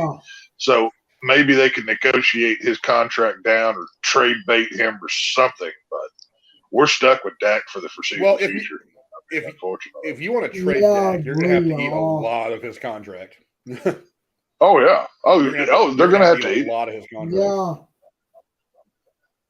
Well, the one thing about the team is, I mean, much like San Francisco, the Cowboys have an offensive line that can pretty much make any quarterback they have look good. I mean, and I cite Cooper Rush for reference. But the problem is they're starting to get old and they get hurt. So we're going to need to kind of rebuild that offensive line. But unfortunately, there's not much salary cap to play with. The Cowboys need wide receiver help, and they need offensive linemen more than they do anything at this point. That's what Colin Kaepernick was saying, or not Colin Kaepernick, but Colin Cowherd, was saying on his podcast the other day. He was saying that if you look at the way the Niners built their team, he's like, yeah, they gave up a bunch of draft capital to get Trey Lance. They were like, but think of all the stars in their team right now. Where did they get them? 3rd, 4th, 5th round, free agents for someone else, trades. He was like, so you're not using those first two rounds of draft picks anyway. He's like, so if you got to cost yourself those draft picks for a year, all your best players are coming either through trades or through the middle rounds. Greenlaw, like a 3rd or 4th rounder. Ward they got from Kansas City because why? Because they paid their quarterback a fuck ton of money to stick around. You couldn't afford to keep him. Their loss is our gain. Because we can afford to keep him because we're getting all these guys who are mid-round picks. That was almost not very smart in the return. But it's all right. We're going to start with that begs the question, though, with San Francisco. Yeah. You know, once it's next season and everybody's back healthy at quarterback, who do you start? Do you go to Lance? Do you go back to Purdy? I mean, as good as he's done this year, what do you do here? Well, I don't know. I think that Jimmy G, I mean, you've got 3 options here. Well, I think Jimmy's going away. As much as I hate to say it, I think he's probably going to end up leaving. Look, honestly, if I were Garoppolo, I would never in a million fucking years come back to the Niners. They didn't handle his situation right. They never gave him the chance that I thought they should have given him. They knew what kind of quarterback he was very early on, but they tried to make it out to be something that it wasn't, and it wasn't smart handling for the Niners. And on top of that, the way that Jimmy has handled this whole thing about drafting Trey Lance, starting Trey Lance, the whole trade thing that never happened during the offseason, he handled that with a lot of fucking class. Whereas it might have gotten to the point where I might have been like, look, I'm tired of being a good soldier about this. You're going to do something for me right now. I'm going to get pissed, and I'm going to do it. I'm going to do it publicly. I'm going to do it vocally. I'm going to do it on Twitter. But he didn't.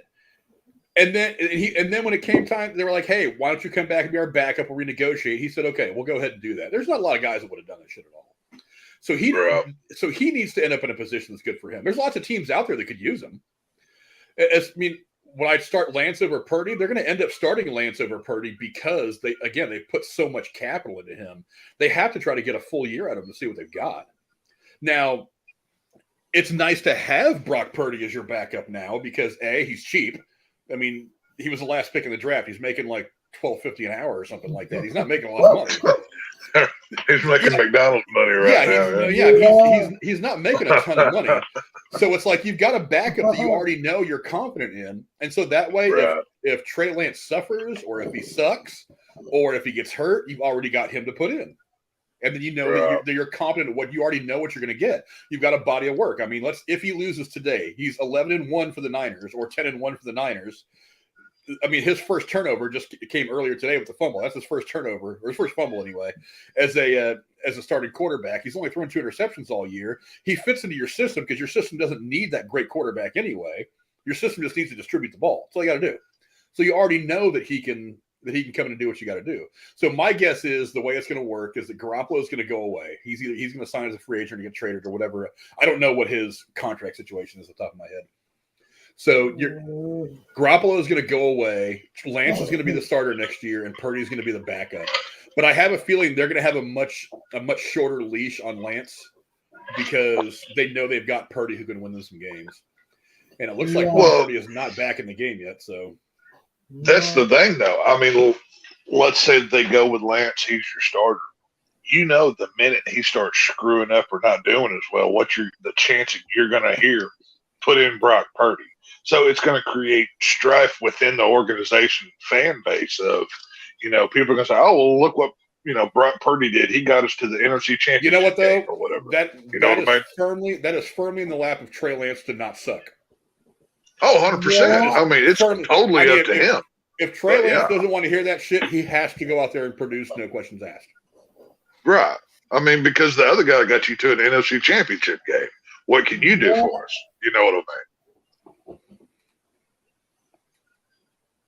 It's just, I don't know. We'll say, it's hard to, I mean, if I was in that position, it's hard to not go with the guy that got you to the big game. But, is that rookie luck? I mean, who knows? And, I mean, considering what they have in Trey Lance, like you said, with the money they invested, they're going to at least try it out. And, I mean, let's say they do give it to Trey Lance. I mean, there's a whole lot of teams that are looking for a quarterback. If you need a trade bait or something, Brock Purdy, there's a whole lot of teams that would love to have him. I guarantee you. You know what I mean? Yeah. I'd rather have him than Dak, but that's just me.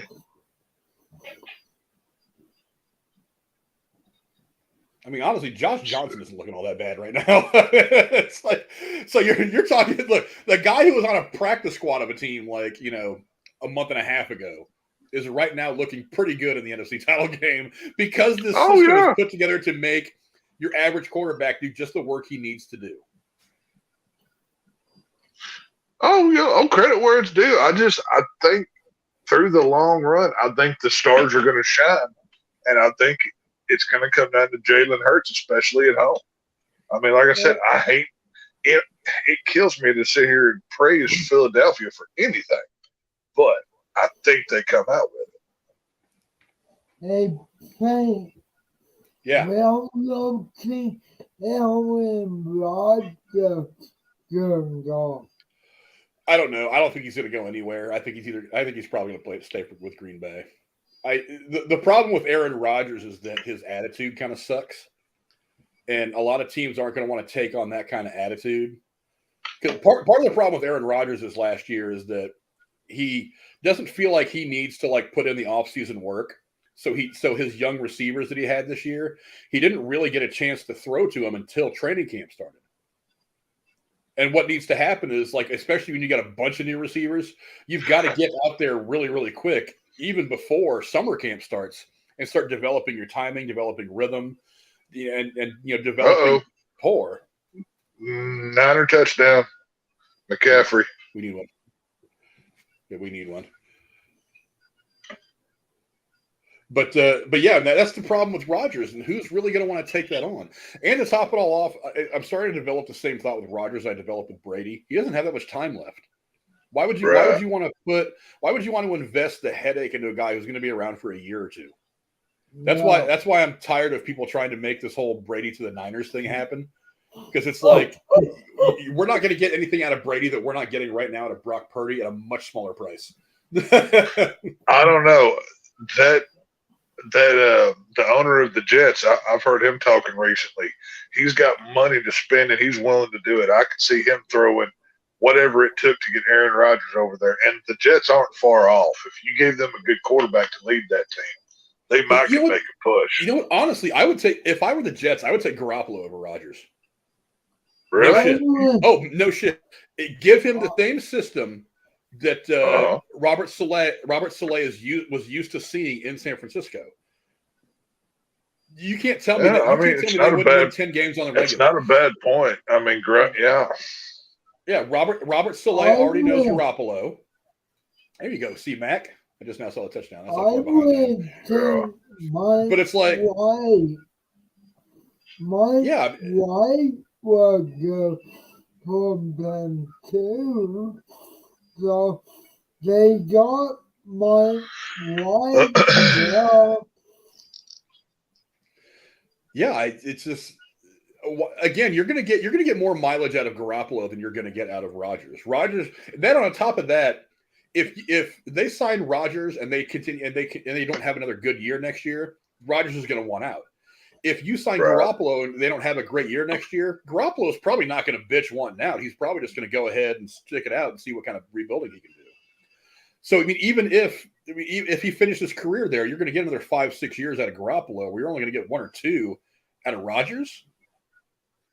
I mean, Garoppolo is a much better bridge. But yeah, we are going into the later half of the second quarter, tied at 7. Which, hey, I'm comfortable being tied at 7 right now. This could be a very bad game already. Yeah, this is, if it wasn't for that San Francisco defense, I think this score is much more of a divide. But that defense is keeping them in it. I mean, I don't know if it's possible to give a defensive MVP to an entire defense, but you could nominate the Niners for it, and it would be well deserved. I mean, just as a whole unit. That defense has been lights out all year. I mean, that's the one thing about the Cowboy-Niner game was just watching those defenses play against each other felt like, I mean, that game was so cool because, I mean, the Niners had the even in the end zones were painted like they were in the 90s, you know, and you had the Cowboys. I know Dak was wearing one of the caps from the 90s, you know, so like it had that old 90s feel to it like back then. So, you know, I miss football like that. I don't think every football game has to be, you know, 50-45. I like a low scoring game, you know what I mean? Yeah, that's the problem with all sports. And baseball found itself in this mess too. Is like everybody wants scoring. It's like any real baseball fan likes a pitcher's duel. Every real football fan likes 2 good defenses going at it and just beating each other's brains out. Defense and low-scoring games are usually the best games to watch. I mean, as a fan, it's nice to see your team blow another team out every now and again. It makes you feel good. It makes you it's always fun, but I would prefer, Yeah, but I mean, real fans, it's like a real baseball fan will sit and watch 2 teams that he doesn't care for and appreciate a pitcher's duel. Like I love a good pitcher's duel. I love a good 1-0 game or a 2-1 game. I love those games. That's some of the best baseball. Some people consider it boring because they don't really understand the nuance of the game. Right. I don't know. When it comes to football, I mean, obviously I'm an Aggie, so I'm a SEC fan. So I like that old school, that old style. You got a big offensive line with a huge running back just jamming it down the field. I like that kind of football play. You know, it's hard hitting, it's gritty. Obviously, it's fun to watch the Madden-like, you know, Hail Marys back and forth down the field, but it doesn't have the heart to it that old style of football does. So I don't know. I dig it. Well, I mean, we'll see. I'm in the second quarter. It's 7:52 on the clock, and the Eagles are coming from their 30. Ooh, he got nothing on that deal. Yeah, I'm just out of the kickoff. Oh, okay, yeah. I will say it does look weird with San Francisco incorporating more black into the uniform, though. Like to me, it doesn't match the color scheme. I've never really liked that as much.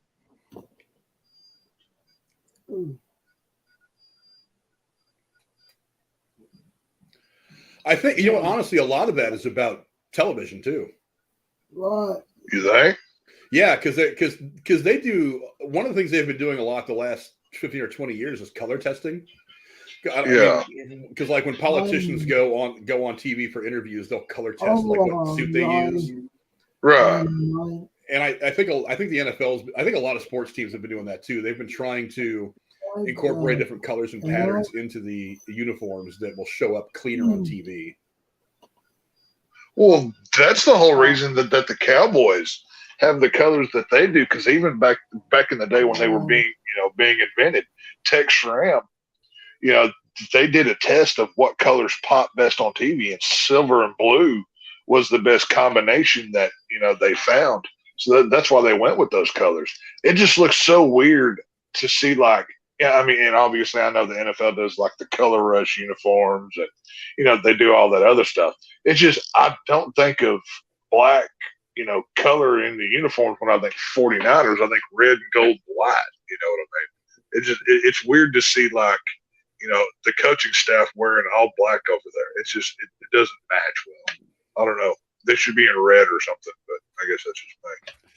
I actually kind of like the old school Niner jerseys from like the early mid 80s that were just red and white. There was like no other color on them at all. I've watched a couple of highlights over the last few weeks of like the old games, like the catch and stuff like that was all over the place because they were just playing the Cowboys and all that. But yeah, I go back and I look at it now and I'm like, God, those colors do look really, really dull on TV. They don't jump out. Whereas these newer jerseys, they do. Well, I mean, that's just like the Cowboys' old uniform from like just the 80s, whatever. It was a plain white jersey with the blue stripes on the shoulders, and they wore those like seafoam green pants that were supposed to be silver. Like the uniform looked horrible, and for years they were stuck with that. But now they have more of now they have true silver pants or white with the stripe up the side, and then they have black trim around the blue on the jersey to, like you said, make it pop a little bit better or whatever. Kind of more of an updated look that's still traditional, but it's just they've got 15 different uniforms for each team now. It's just the way that it goes. So. Well, I mean, I understand wanting to do some things differently. I mean, like the whiteout uniforms the Bengals do. I like those. I like those. I like when the Cowboys have the all white uniform from the helmet down to the pants. They wore them a couple weeks ago.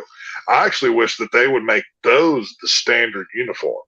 I think they look clean in the all white. I think it looks cool, but I don't know. It's the deal with Nike. I guess I don't know. They got all kinds of stuff. Well, it's also merchandising. You want like they're looking at you and they're like, I want this guy to go buy that Dak Prescott jersey in the home colors. I want him to go buy it in the away colors. I want him to go buy it in the alternative colors. I want him to go buy the limited edition jersey that we use for Mother's Day or to defeat cancer. So a lot of it is like they want one person to go out there and buy 5 jerseys. I think that in wrong with my mind, so I'll be back. Okay, bro. I'll be here. But yeah, go check out. Yeah, I I don't know mean, if I have his login in there or not, but I should put it in there. what is it? I don't know if I have Mikkel's link in the description for anything.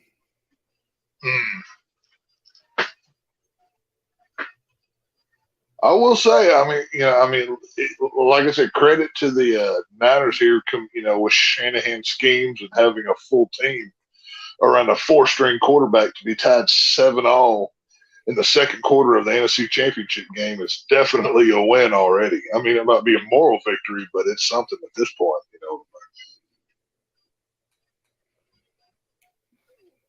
And who's to say that Purdy won't come back in the second half? Right. Oh, almost picked by Ward. Damn. The Eagles have 75 passing yards to 32 for San Francisco. These defenses are not giving anything today. This is gnarly. Oh, we got a flag on the field. I'm going to guess holding on Philadelphia. Actually, it might be against Ward. Ward had him at the shoulder pads.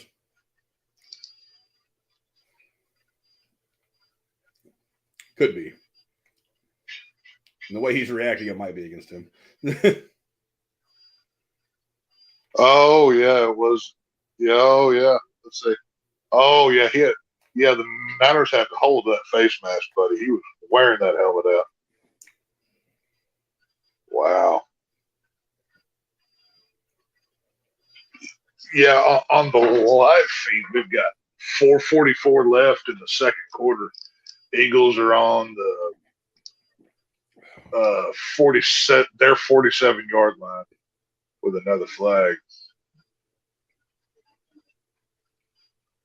Illegal shift, offsides. What are they going to call here?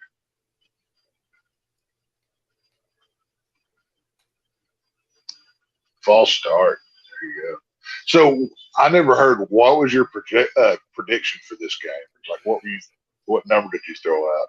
I had him beating the over/under for sure. It was at 4, right? Is that what it was? Yeah, the spread was 4.5 last I looked. Eagles given 4.5.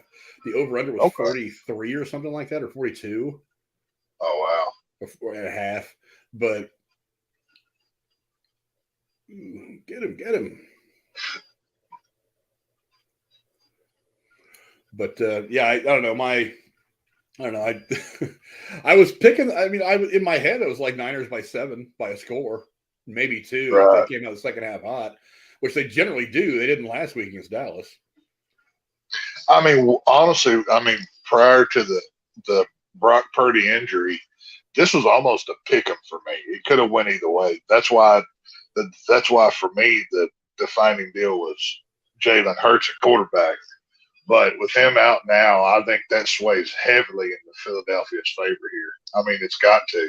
You've got at best a 4th-string quarterback. You know what I mean? Yeah, but it hasn't yet. They're tied with 5 minutes left. Right, but there's still a whole half of football to go. This thing could open up at any point in time. You know what I mean? We'll see. Let's go to the chat, see what some of you guys are saying real quick. AJ Rader says, "True, Frank. I miss Al. Mark needs to be the team. Needs the team. He hates the Raiders fans, not to mention opposing team. Outnumber Raiders fans at games. That wouldn't have happened in Oakland. Well, you got to think about something in Vegas, though. That's one of the biggest tourist towns on the planet. So there's going to be a lot of people going to those games that aren't from Vegas. That's part of it. The other part of it is that Mark Davis has not proven to be a whole lot more. Has not proven to be as modern as his dad. So I think he's probably still using a lot of his dad's old sensibilities that are just were not wise. They were not good for the modern NFL. That's why part of me says either he needs to do what the Bengals finally did and hire somebody to run football operations and just be the owner, or he needs to go ahead and sell the team to somebody else. First down. That's what I've been saying that. But yeah, it wouldn't have happened at Oakland Coliseum. That's true, because Oakland, even though it's a really, really bad market, as evidenced by the Raiders leaving again, and as evidenced by the fact that they're probably going to end up losing the A's, they really essentially did lose the Warriors. The Warriors are now playing across the bay in San Francisco. So, yeah, I mean, there's essentially the A's are the only pro sports team left in Oakland, and they're not going to keep them much longer, in my opinion. So, but yeah, it's a great. Have you seen Oakland? It looks like a one of the towns that Grand Theft Auto takes place in. I grew up near Oakland. Yeah, right. I've been to Oakland many times. It's not a welcoming neighborhood, kind of like AJ was saying. It's not a place where out of town fans are going to come to watch a ball game, and you need that to survive for as much as it costs to get into an NFL game. Yeah, Oakland gets look. You've got one of the biggest tourist cities in the world right across the bay in San Francisco, and nobody goes to San Francisco and says, "You know what? I'm going to go check out Oakland." Right. Nobody wants to go. People in Oakland don't like being in Oakland. I mean, let me go to Oakland, get stabbed, and have my car stolen. That's what the image they have in their head. You know? I mean, it's outrageous to me, and anybody who's ever been to Oakland and San Francisco or to the Bay Area will can attest to this. Oakland and San Francisco are literally separated by the bay. You could see one from the other, and they could not be two different places. They are on different planets. Like San Francisco's all Birkenstocks and hippies, Oakland's all gangsters and fucking thugs, and it's not that bad, but I mean they're two diametrically opposite places, and they are legitimately right next to each other. All that separates them is a small body of water. It's the craziest shit in the world.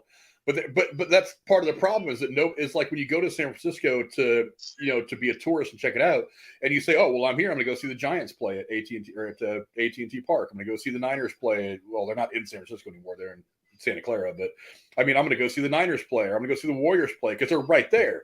Nobody has any incentive to go across the bay and check out Oakland. No incentive. Right. It's all industrial. There's a port. There's a big port there, which is really important in the Bay Area. But it's like there's really nothing there to attract anybody that doesn't already live there, and that's one of the reasons why Mark Davis was like, "Why am I sticking around if there's no money there to build a new stadium?"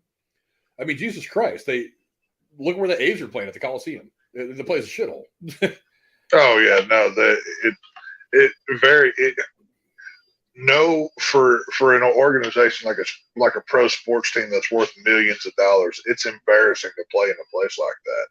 I mean, especially in a time like now where every sports team is getting a brand new multi-million-dollar, playing facility that looks immaculate to play where the Raiders were. It's a joke.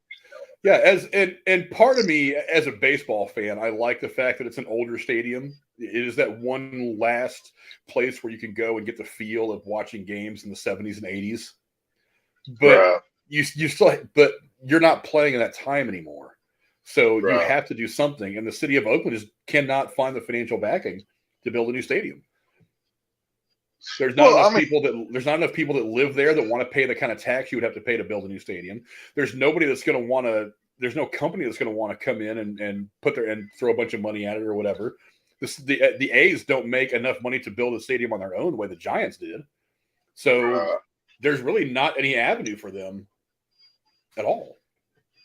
Well, I mean, even here in Texas, high school teams are getting multi-million-dollar complexes to play football in at a high school level. This isn't even college that we're talking about. So, I mean, we're in the day of everybody wants the shiniest new stadium.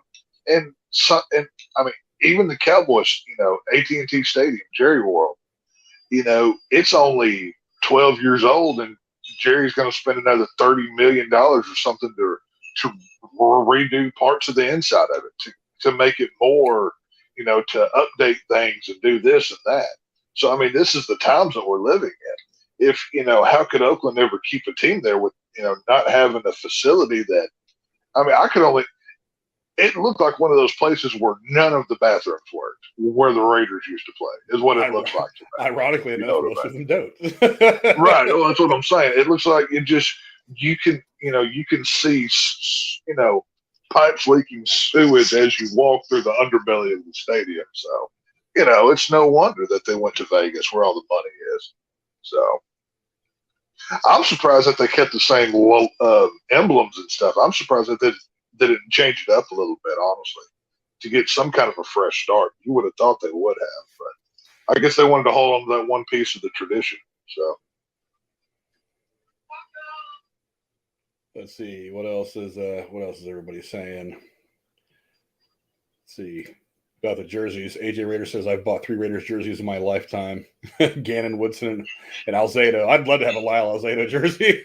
Oh, Eagles touchdown. Yeah, I knew it was probably going to happen. And Miles Sanders.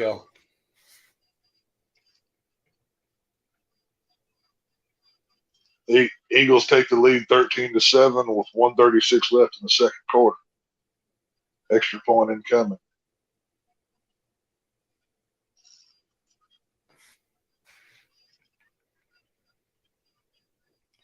$20-yard touchdown run. Yeah, we'll see. That's what I'm saying. We'll see once we get into the second half if with that 4th-string quarterback in San Francisco's system, is there? I mean, that's going to be the question. Is their system good enough to hold and just give them enough of an edge to keep it close? You know what I'm saying? I don't think it can. I mean, with Brock Purdy, you found a diamond in the rough. But with this Johnson guy or whatever, this 4th-stringer, I don't think you get that lucky again on the NFC Championship game playing Philadelphia at home. I don't think they can do it. I don't see it happening.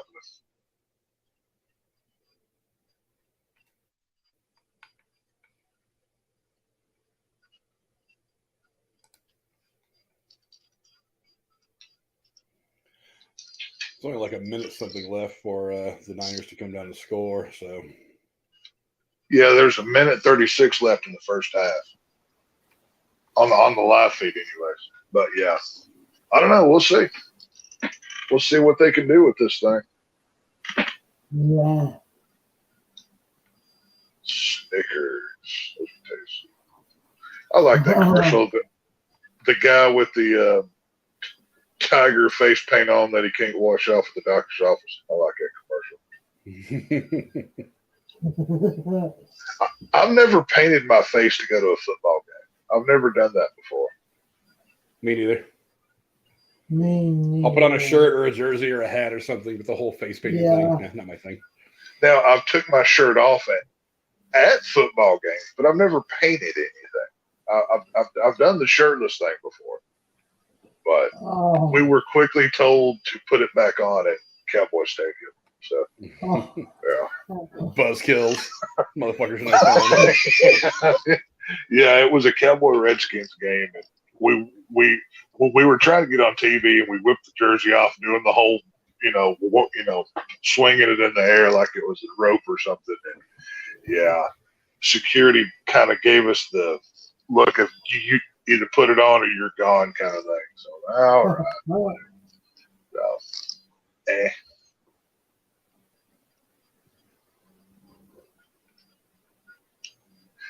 It is so weird to watch NASCAR in the LA Coliseum. I mean, I know this isn't football, but they're playing the commercial. I hate it. It is so odd to see. Why, Cat? They have ruined NASCAR. They've done it. They've done everything they can to take their Southern out of NASCAR. They've got pit bulls singing. It's in LA now. It's not the same. It's just well. Don't forget, Southern California has always been a hotbed of racing. Yeah, even back to the 60s and 70s.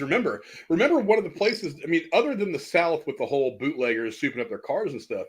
One of the things that happened in Southern California is that when all these guys who used to work on airplane engines in World War II came back from the war, they all went back and started souping up cars in Southern California. Yeah. So there's a history of a huge car culture in Southern California. I mean, fucking James Dean. He was a big car guy. He used to race cars a lot. The car that he was driving when he died, he was driving it to a race. I mean, he was going to race the. I don't know. It's just it doesn't feel like NASCAR to me. They've gotten so far from what made the sport great that it's just I don't know. I mean, I still watch it. You know, obviously I've got Earnhardt on my wall right here. I mean, I'm still a NASCAR fan, but its best days are behind it. And I mean, the TV ratings prove I'm not the only one who thinks that because they've changed the sport so much. First down, San Francisco. A minute 27 to go. Well, they've changed it. They've changed it trying to broaden its appeal. They want to be popular outside of the South because they know there's more. They know there's more money in it. So. We've got a challenge for the possession of the ball here on the San Francisco 30 with a minute 11 to go. Eagles are saying it's theirs. We haven't had a call. Oh, Eagles get a turnover on San Francisco 30-yard line with a minute 11 to go here, folks. Are you fucking kidding me right now? God damn, this is going to be the game. Yep. Wish I wasn't so fucking far behind. Let's see. Johnson fumbles the snap. He can't even get it in his hands. And then the Eagles get to it.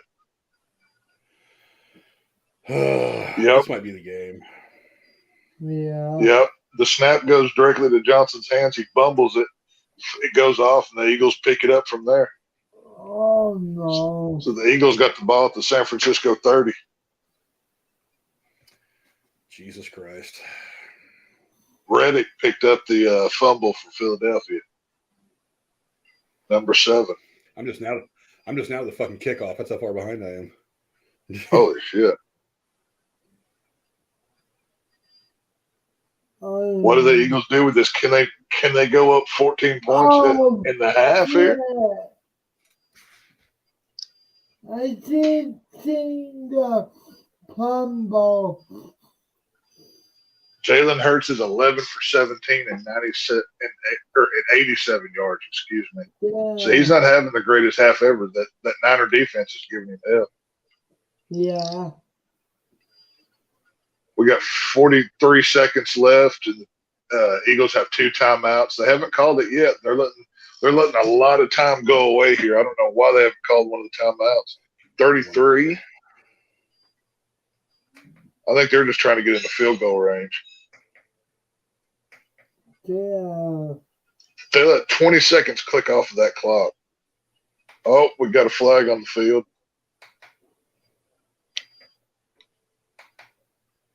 I did see the fumble. Oh, face mask on San Francisco. What a horrible time to get a face mask. Are you kidding me? Yeah, big game. This is going to put them within the 10-yard line here.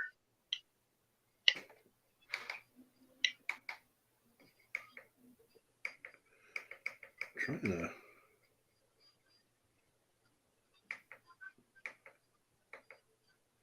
I know it's working. What's that? No, I'm trying to. I had my my digital antenna hooked up to my TV that I use as my second monitor, hoping I could watch the game live from there. Oh yeah. It wasn't working. I couldn't figure out how to get it to work because the remote that I have only really controls the TV. It doesn't really control anything else. Do you have a regular antenna hooked up to that? That's what I'm saying. It's a digital antenna. There is no regular antenna anymore. Everything's digital now. Well, yeah. Well, that's what I've got. I've got on my TV. I've got the digital converter box, but I have to have an antenna hooked up to it as well to pick up reception. Uh-oh. Eagle touchdown. Yeah, I'm pretty sure this game's probably over already. Well, prior to an extra point, we're sitting here at 20-7 with a 4-string quarterback on the Niners here. The run may be over here. Well, it's going to be 21. It's going to be 21-7. It's not like they have the fucking Cowboys kicker. Hey, after what I've experienced the last couple of weeks with Brett Maher, I don't count extra points as easy givens anymore. So, yeah, anything is possible.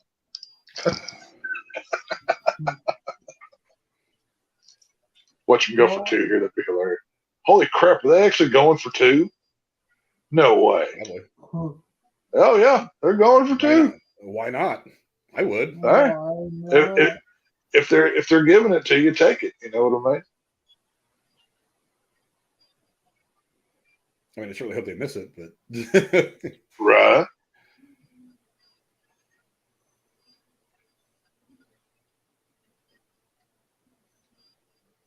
Blue. They're getting nasty with some of these tackles out here. We're getting some helmet on helmet that the refs aren't calling. they're getting a little saucy out here. I tell you what. I like that. I like when they let them play. Yeah, me too, Cat. Most rushing touchdowns, single season record of all time. The 2022 Eagles have 38 rushing touchdowns this year. That's apparently most in a single season. Oh, they're just going for the extra point. 21-7 Eagles. Yeah. Yeah, this game's pretty much fucking over. Oh well. Like I said, I can't be too mad. I can't be too mad. Yeah. I didn't expect the Niners to make it this far this year. I barely expected them to squeak into the playoffs, let alone make it to the title game. So I can't be too mad. Well, see, the thing I'm wondering about most here is how much of Philadelphia will be destroyed tonight by these idiot fans of theirs. Like, how much of the city will they burn down? Is my question. So. No, they're gonna wait. They're gonna wait until the Super Bowl before they burn everything down. See, why would you tear down your own city? That never made sense to me. I don't get that. Why do people do any of this shit? Who the hell knows? Right. Well, it's one of those idealistic questions, I guess, more than anything. But it's like, I don't. It makes no sense. And the 49ers look depleted on the sideline right now. Like you can almost physically see hope leaving their bodies. Yeah, they know it too. Yeah, the fat lady's singing right in their ear at this point. I think they know. 16 seconds left and a half. Oh my God! You gotta be kidding me. Yeah. Oh, Eagles Niners running back to the 40. 10 seconds. You got enough time to get the good old Hail Mary down the field. Why not at this point, right? One play. Maybe you can go into the half down by 7. Yeah, maybe. May as well. I mean, hey, take a shot. What's it going to hurt? You know what I mean?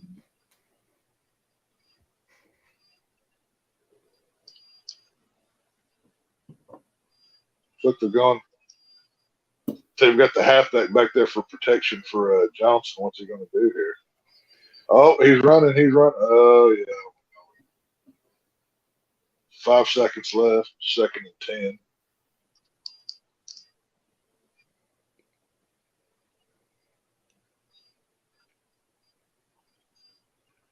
I wonder if I should grab my Fire Stick and hook it up to my TV real quick at the half. That was a pretty good return. Oh, that's a hell of a return. I've never had a Fire Stick. I've never used one before. We had it in our bedroom for the longest time. Then our son gave us his smart TV, so now we don't really need it.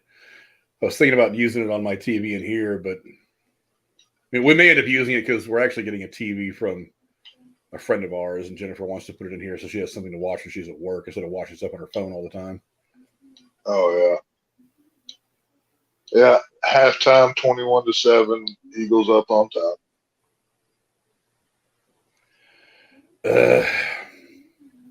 So what do you think if you were the coach in the situation of the Niners? What do you do going into halftime? What's your plan here, Frank? I'm telling them just go for the balls, open up the playbook, go downfield. I mean, I honestly, I don't think I would change much of what the Niners do. It just needs to start working. I mean, because these quick slants and stuff like that, they're easy to run, and you've got plenty of people that can do it. But they're solid on defense. With it. Yeah. I mean, if I'm going in, I mean, obviously you have to have a passing game, but I'm giving that ball to McCaffrey as much as I possibly can. I'm going to feed him like he's a machine. You know what I mean? So you can eat up clock, get your points, do what you need to do, just go with what works. I mean, what brought you to the game, you know what I mean?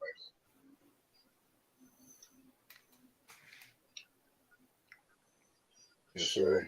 I mean, passing, the turnovers. Turnovers is a fucking killer. Yep.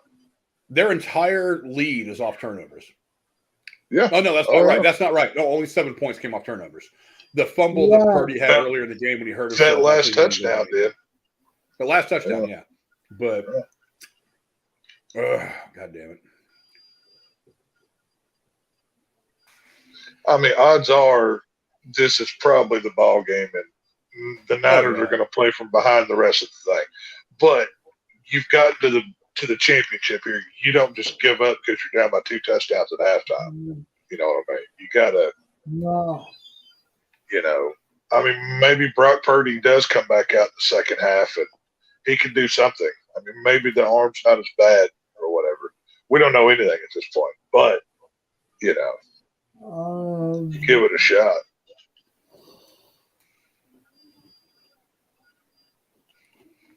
I think I am going to grab my Fire Stick while I have a chance to see if that gives me a better live version. Go do what you need to do, man. I'll go ahead and close that. A little help. You guys talk away for a second. I will be right back.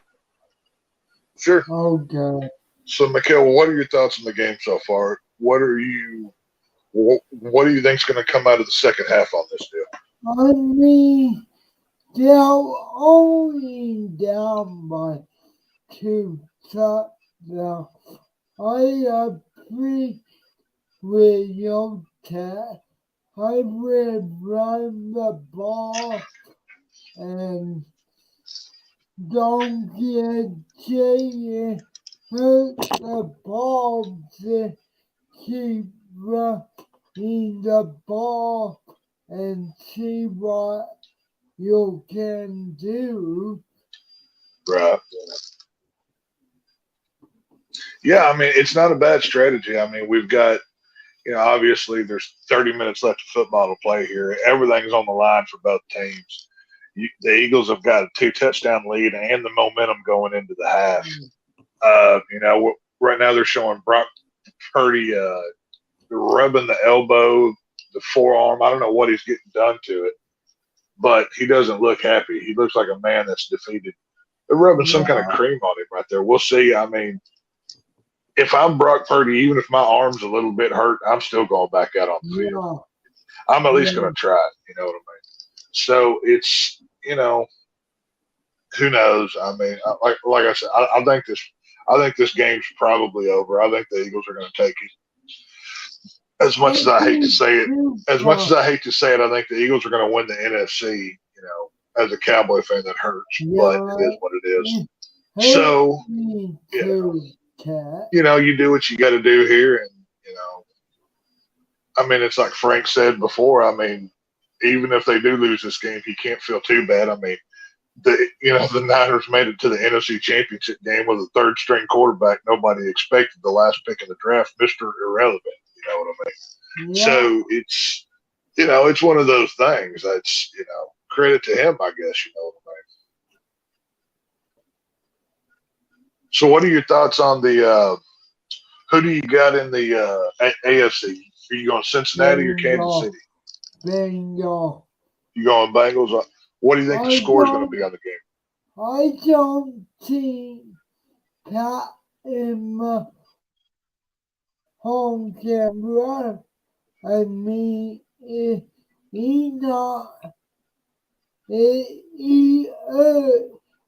can't run, and I think Bengals, they're going to shut Pat him home off because he got hurt week, so I don't know how bad, but. Well, that's the thing. I mean, you've got, you know, Patrick Mahomes has never beat, you know, Cincinnati here lately. He's obviously got the bad wheel. He hurt his leg. Yeah. That sprained ankle, I mean, well, it's a high sprained ankle, but I just don't think that. I think Cincinnati's due. I mean, especially after losing. I mean, they were one snap away from winning the Super Bowl last year or whatever. I think this is their year. I don't think any team's going to beat Cincinnati this year. I think they're the one that takes it all. So, I think it's almost kind of fate for them to win it here. So we'll see what happens in the second game this afternoon. But if I was betting, I'd have money down on Cincinnati to win the whole thing. That'd be my guess, anyways. Yeah. What? Well, my mind is getting me frightened, so I don't know why my mind won't work, so I may come back in that.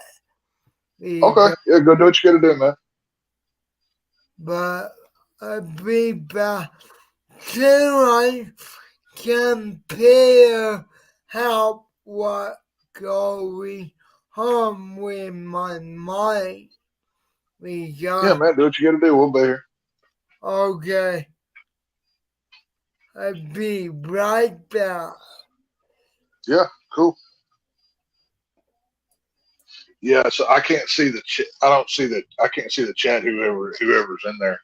I'm on the StreamYards on my phone, so that I'm sure Frank will be back in a minute or whatever. But yeah, it's been a good game so far. I thought that it's been very much as expected. We've had two of the best defenses all year battling it out, and that's just really awesome football. You know what I mean? So we're getting highlights of the game now. But yeah, I mean it's old school football, and I mean I think there's a lot of fans for that. Like Frank and I were saying earlier, that you've got quarterback play that on one side of the ball for the 49ers is less than what you would want it to be, but that's football. So we'll see what it comes down to. I mean, I think my gut tells me that the Eagles are probably going to open this thing up on them going into it. I think this is going to be the Philadelphia is going to make a statement now. They've got a lead. They've, obviously you can't have turnovers in football. So, it'll be something to see what comes of it. It'll be a thing. I'm excited for it. Oh, we got Frank back. You're muted, Frank. But to say I step away for 1 minute and Mikkel just disappears. Well, yeah, somebody's microphone was messed up. Did you get your TV working? Yeah, I have to I haven't used my Fire Stick in a while, and we've switched modems like 3 times since then, so I have to reconnect everything. Oh, lovely. Yeah, no, I was just talking about how, I mean, that obviously, in any situation, you can't turn over the football, but with situations like this, when you get points off of a turnover in a big game like this tends to kind of open things up. Do you kind of see the Eagles kind of taking this thing over going forward, or what? Well, I mean, right now, look, the Niners get the ball first in the second half. So yeah, if they don't score, that's the ball game. Yeah. I mean, that first drive could, I think that first drive will set the tone for the rest of their game. You know what I'm saying? I mean, you'd hate to see them kind of limp out of the season when they've been so strong. You would at least like to see them go down to the wire with this thing. Just, I mean, for even if you don't win, for kind of a moral victory or whatever. But right now, it doesn't look that way unless they can come out and jam the ball down their throat, get McCaffrey or somebody going, Debo or whoever they have. I don't know. We'll see what comes of it.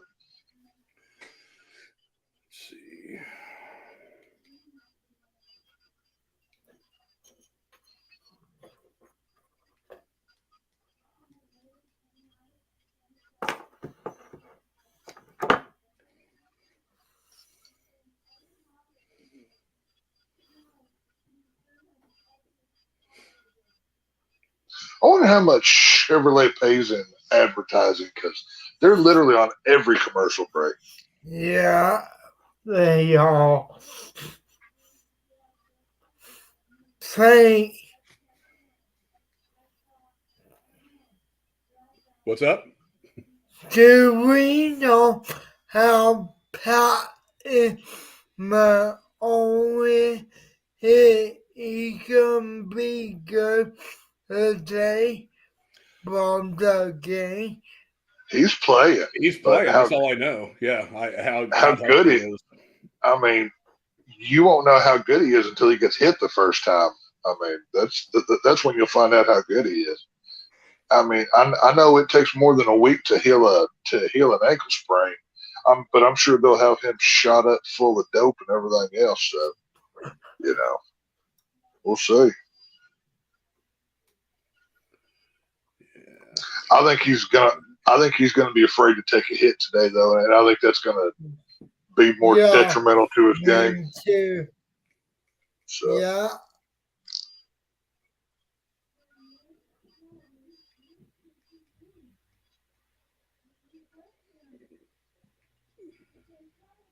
More NASCAR commercials in California. Good Lord. They've done racing at the Coliseum for years.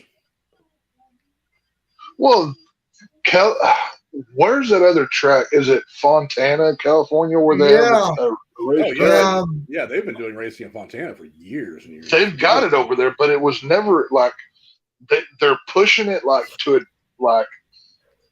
it's not like it used to be. They've completely changed it up and everything. It doesn't fit. I don't know. It's not the NASCAR I grew up on. That honestly kind of kills me a little bit. But all things change, I guess. Whatever. Yeah, not a point race. Yeah, I miss the days of when NASCAR was really NASCAR. Yeah, now the cars are so too. The cars don't even feel like stock cars anymore. You know what I mean?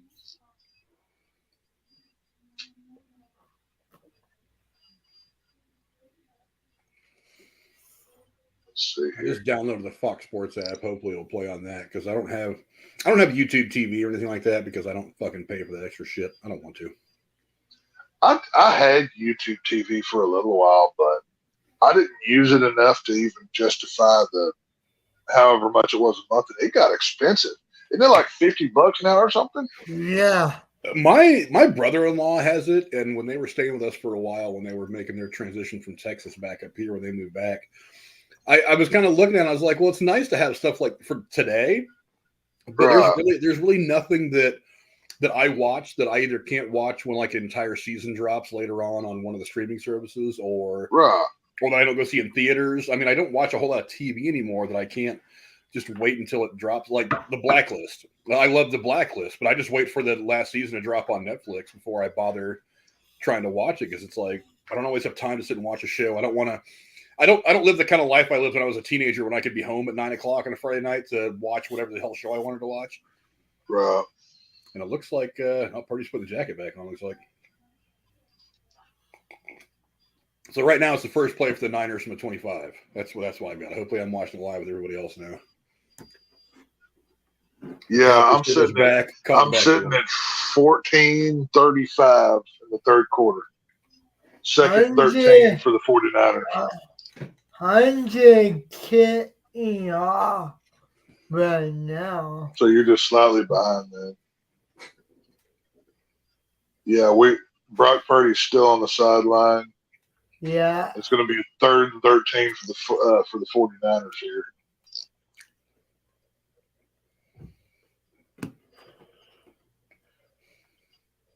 They had Kittle wide open on the other sideline over there.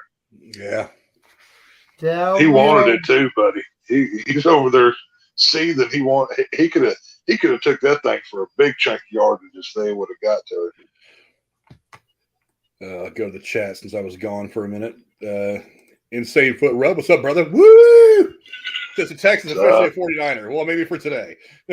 Tomorrow it's going to change, but tomorrow he's going to become a fan of whoever is playing against the Eagles in the Super Bowl. Oh, no.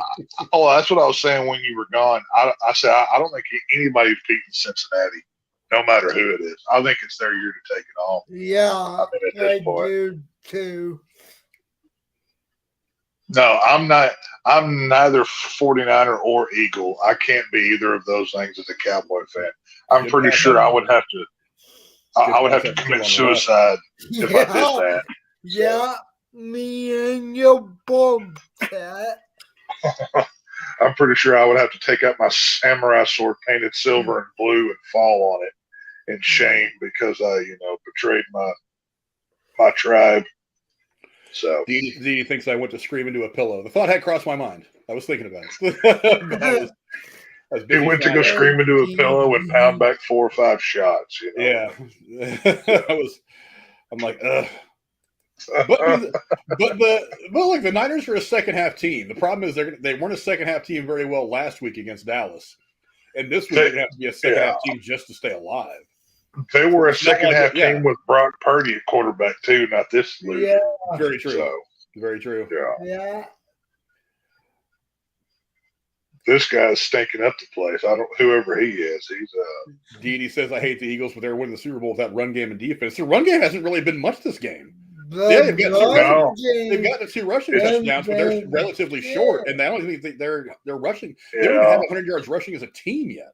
So it's like the Niners defense has been good, but the problem is Purdy's out, and this guy only signed like a month ago, so I don't know.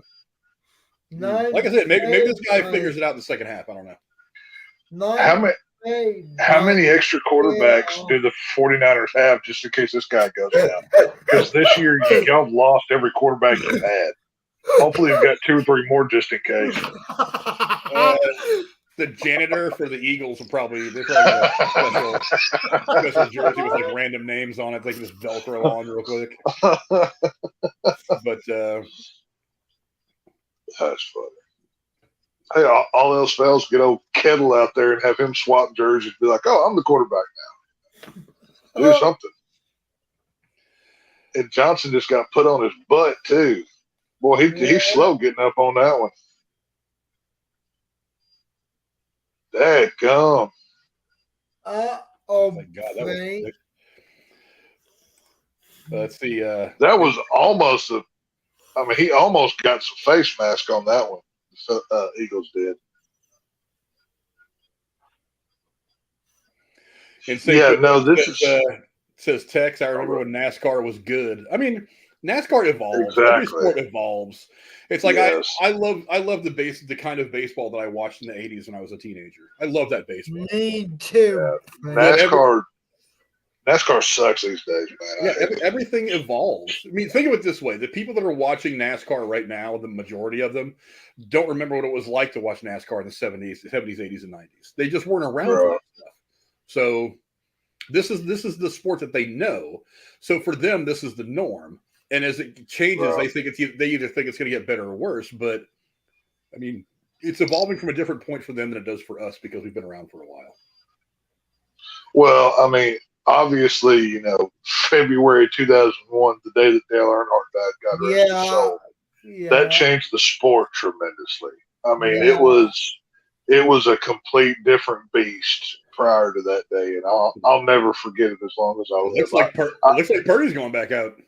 He's in the huddle. Yeah. Nice. Hey, maybe there's a little bit of hope in Niner Nation. Oh, McCaffrey with fourth and 12, maybe. Obito, I'm sorry if I butcher this name, I apologize. Obito Uchia. I know I pronounced the last one wrong. I'm sorry. He said they just said McCaffrey is the next to quarterback if Johnson gets hurt. Look, hey, think about it. You can go straight Wildcat if you've got McCaffrey at quarterback. That might not be a bad idea. You know what I mean? Thank you, Abito, for checking in. I appreciate it. I hope you subscribe and come stick around. Remember, we don't usually do the sports stuff except for select games. We usually talk a lot about movies and TV and entertainment and stuff, but we do branch out and do some other things every now and again. So we're live right now for this game. We'll be live tonight for the AFC title game after this one's over, and then probably for the Super Bowl too, I'd imagine. That might be a bigger production since I know Drew usually went live for the Super Bowl, but since he switched over to gaming full time, I doubt he will. So I'll probably get something together for the Super Bowl next Sunday. Mom, 2 weeks. In 2 weeks. Is it in 2 weeks or next week? Yeah. Is it in 2 weeks? Oh, well, 2 weeks. Yeah. Well, whenever the Super Bowl is live, we'll be here. There you go.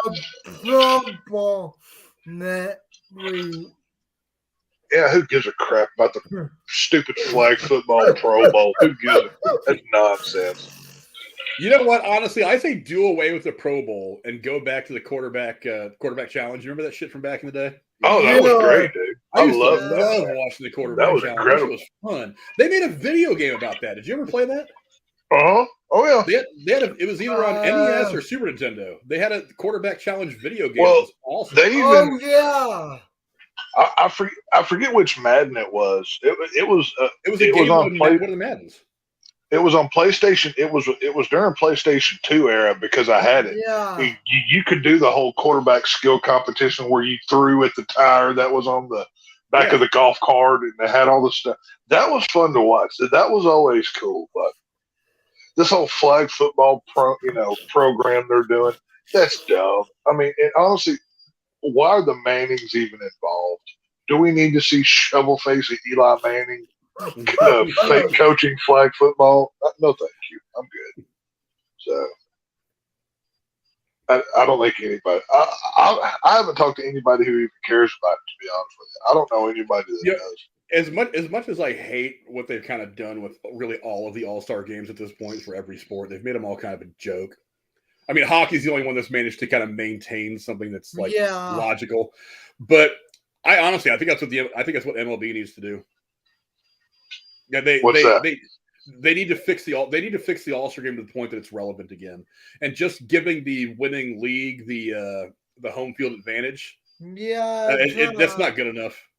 Well, the only sport that I really enjoy the All-Star event is NASCAR, because like 2 years ago,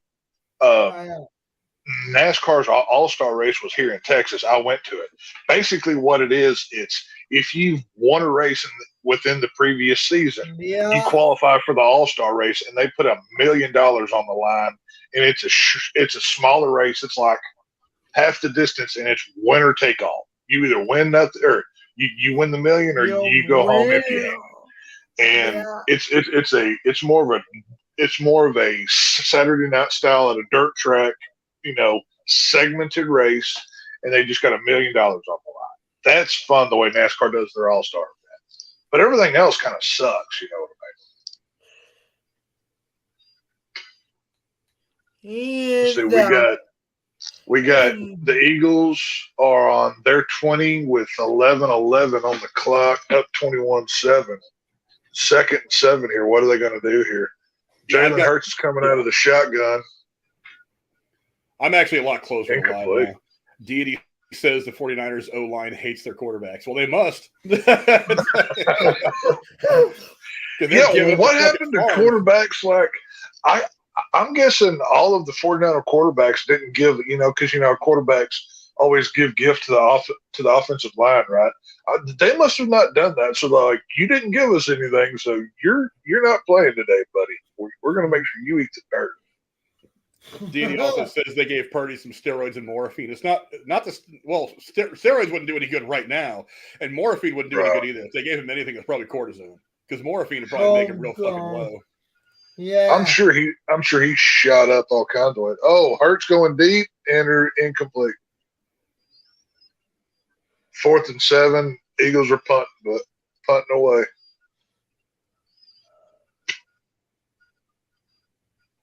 Oh, that could have been a hold on San Francisco. That could have been pass interference on number 7 right there. They let it go, though.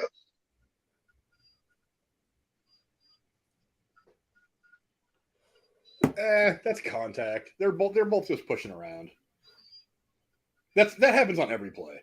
That's one of the reasons why I get really upset when they call it on like the last play of the game where the whole game rides on it, and they call it. I'm like, you've been letting these guys poking each other the entire game, but now you're going to call it when the game's on the line? Come on.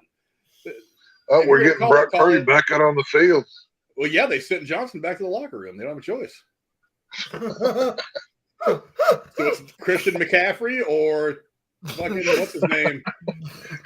It was Christian McCaffrey or the guy that's carrying hot dogs right now. Which one was it going to be? John Lynch suits back up and heads down there to give it a go. I mean, He's like, I haven't played in a while, but fucking hey, I'll go out there and throw the ball around. You'll know the Niners are in trouble when the hot dog vendor's putting a helmet on. You know, like that's when you know things are getting bad. So we'll see. Is that a? Oh, we got an advertisement for Mandalorian. TSS2 in the chat. What's up, my man? He says all the 49ers had to do was play good defense and make it out of this game unscathed. If you guys would have had Jimmy G in the Super Bowl if they'd won. Well, I mean, I don't know that for sure. I mean, as much as I like Jimmy G, as much as he fits into this system, he really is. He's got holes in his game too. And I'm seeing the Mandalorian thing too. That trailer. Oh, this one wasn't released yet. I'll have to go back and watch this one online. That looked like the same one that released during the college football championship. That looked like the same trailer. No, I think this was different. Is it different? Yeah, this is different than the one. Yeah. Ago. Oh, I'll have to go back it and was watch that one. Yeah, if you're into the Mandalorian, we're gonna be breaking that shit down episode by episode, just like we do for a couple of these different shows. So come and hang out. We broke down all of last season. We didn't really get around to doing the first season, but at least I don't think we did. I may have tried to do some stuff. But yeah, if we've got any new viewers, we do weekly reviews of The Last of Us. The previous two are on the channel here. We've been enjoying the show, and I haven't watched the new episode today yet, obviously, because I'm a little wrapped up. I haven't either. Probably watch it at some point tomorrow. We do have a resident expert in Grim Tuesday 23 is his Twitter handle. Is that what it is? Yeah. Yeah, Grim Tuesday 23, Jeremy, he's the resident gamer, Last of Us expert on the subject. So we've got, we've been enjoying covering here if anybody new happens to be tuning in. So make sure you're subscribed to check us out. See, Niners are starting the ball in the third quarter with 10:47 left. I don't know the goal line that they're on. Total yards, 169 for the Eagles and 149 for the Niners. Very hard. Okay, they're starting from their 35. Yeah, that's not a huge difference. I mean, both defenses have done well. 20 yards. I mean, 20 yards. Yeah.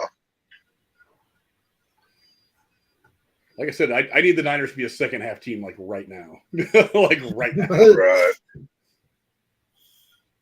Well, they need to get hot. I mean, they're running out of time here. I mean, the more this time clicks away, the more those Eagles defenses block better than that too. Yeah, block better than that. There was no blocking that play at all. No.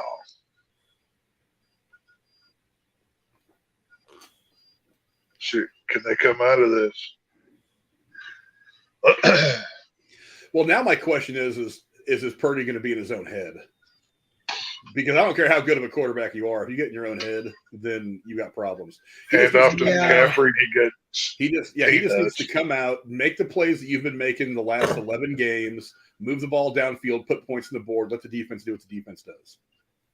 Well, this is why I said for me this game came down to quarterback play, because you've got Jalen Hurts, he's not a super veteran, but he has a lot more time in than Brock Purdy does, and he's not tested yet. He's not battle hardened. This is his first season. That's why that was the defining thing for this game for me. As much as I hated the Eagles, I had to go with them. So Purdy takes a snap back, drops off to McCaffrey, and he gets about 3. Oh, and then they put him on his butt. I don't know why you're going short when you need 13 yards. That makes no sense. So if you're covered downfield, fine. But I mean, well, that was a design play actually. Drives like this are what. If you let the Eagles defense get confidence with a few drives like this, their day's over. They're going to eat them alive because they're getting vicious on them now.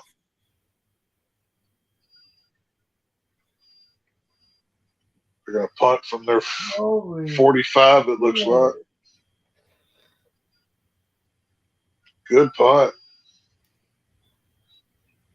Pins them back at the 7.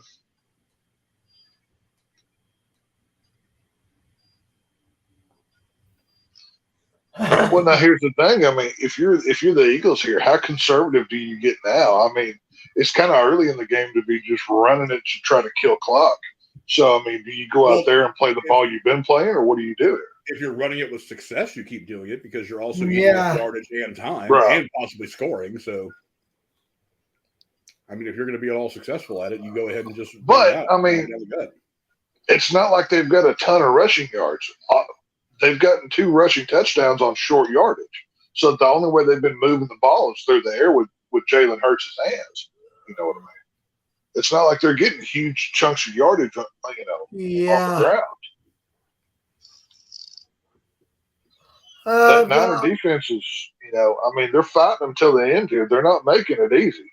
It's just the turnovers and stuff is what has really been a defining factor in this ball game. Because without that turnover, I mean, at best it's 14-7, and that's a totally different makeup.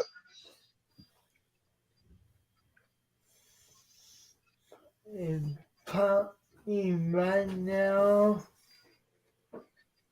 Oh, good pop. Oh, here's a trailer for Oppenheimer. Frank, I know this is the movie you're most looking forward to. Well, I'm all about that shit, son. This looks cool. Like, this trailer, they're actually showing more things. This looks awesome.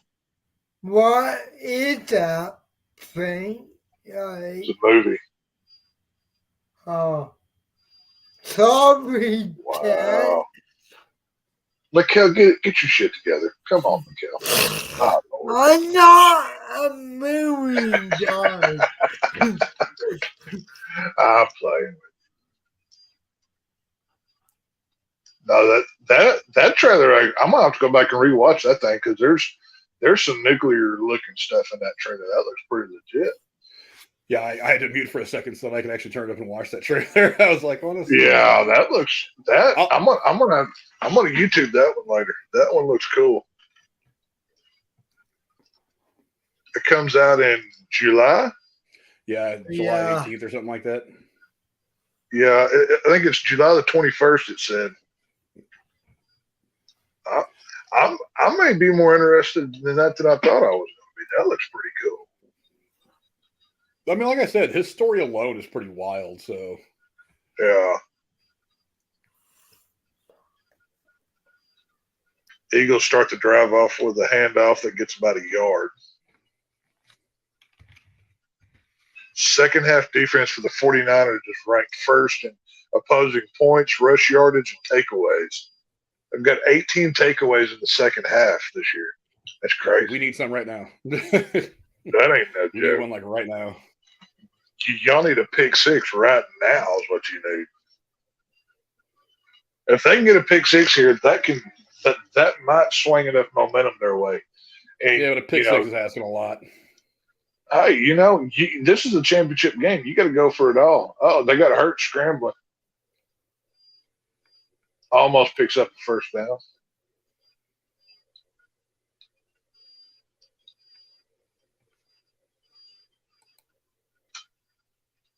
God, I hate the Philadelphia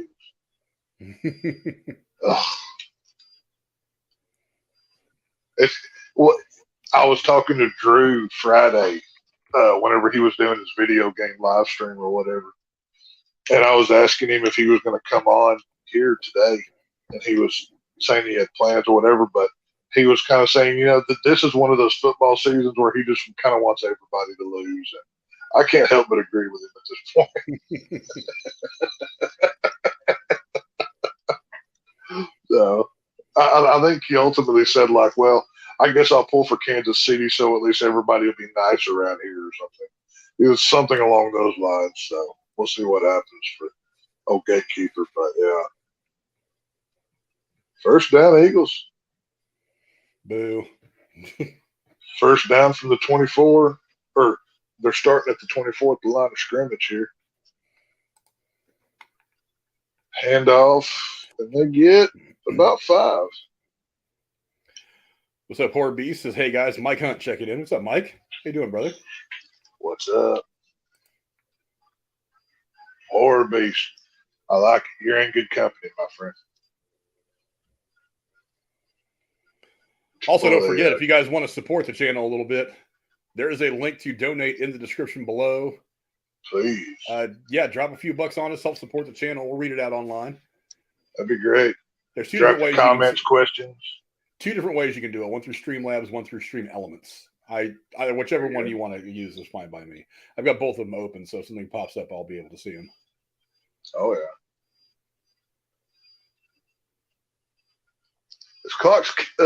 The clock's clicking down here. We're at 5:45 here in the third. The Eagles are really working this play clock here. They're letting it click down all the way, coming up to a 3rd and 5. They're trying to milk this thing for everything it's worth. Yeah, run some clock down and maybe get some points and just put this game out of reach. There's still a lot of football left to play, though. Oh, first down, Philadelphia. Oh, first down and more, Philadelphia.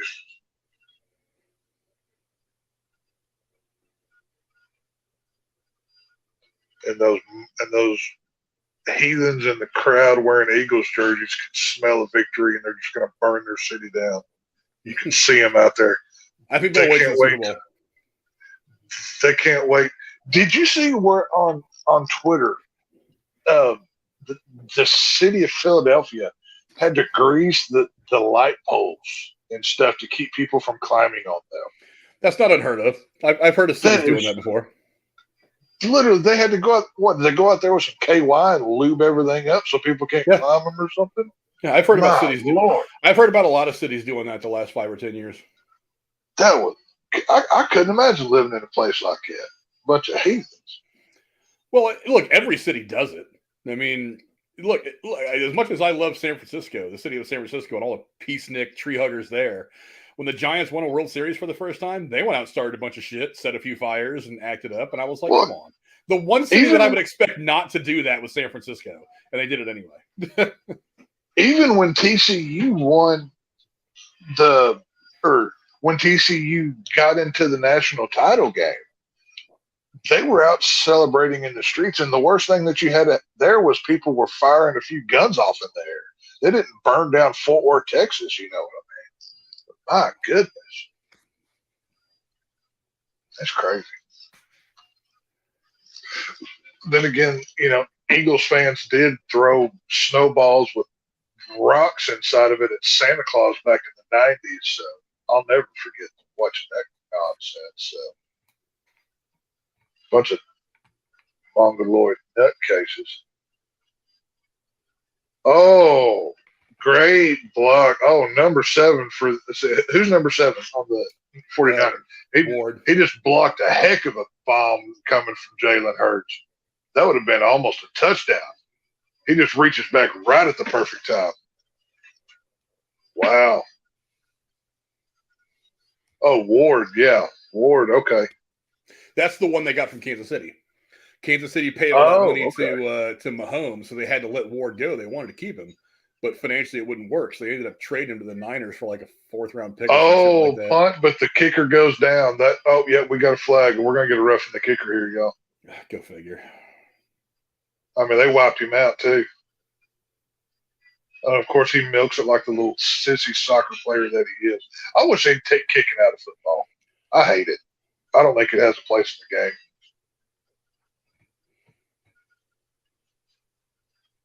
Get rid of field goals and extra points. Make him have to go for it every time. This ain't soccer. The kicker's a Nancy boy. Yeah, this is going back to Philadelphia possession. He was pushed into him. Oh, I know. He was going off to the side. Dude pushed him. See? Yeah. Dude's got his fucking hand on him, pushed him into his own damn kicker. Yeah, that's a bullcrap call. You're gonna break your kicker's fucking leg so you can try to get a first down. Good job. Way to go, city of brotherly love. Well, even they know the kicker sucks. They're willing to sacrifice it. Like, we can get a first down out of this. Take him out.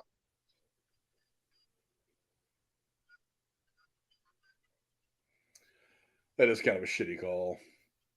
Yeah, I think I would have let that one go. That gives the Eagles a first down at the 35, at the San Francisco 35. So, Jalen Hurts running it out. First down. Ugh, fucking nonsense.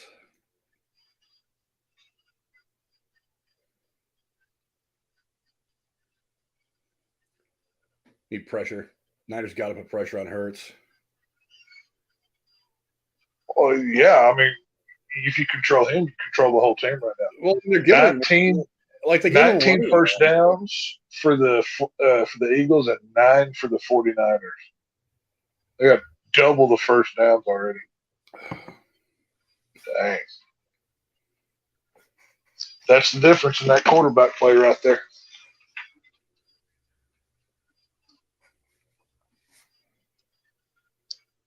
Hurts is running it again. Oh, goes for a slide. He only picks up about 4, maybe. And bring Yeah. I gotta go to the top of my mom. I beat that when the bingo came. All right, bro. So I Adios. see you in a bit. All right, bro. Later. 102 rushing yards for Philadelphia and 59 for the 49ers. Wow. They basically took McCaffrey out of this game, the Eagle defense has. Well, they haven't really handed it to him that much. Right. Oh, that's what I'm saying. Oh, Hurts is loose, running for a first down and more. Oh, and a push out of bounds. Oh, are you stupid, San Francisco? What are you doing? Frustration. Come on. You shove a quarterback out of bounds. That you deserve what you get on that one, whoever that was. That's so fun. I didn't see who did the push, though. God damn it. That's stupidity right there. Yeah, that was a funga. Man, why did you do that? Damn it.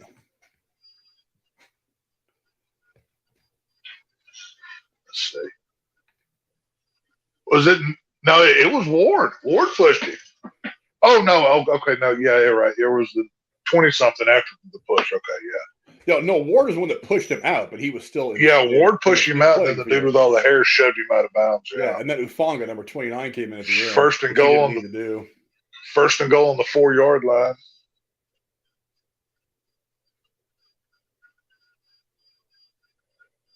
And they get stopped. Oh, no, they're shoving. No, they get down to about the 2.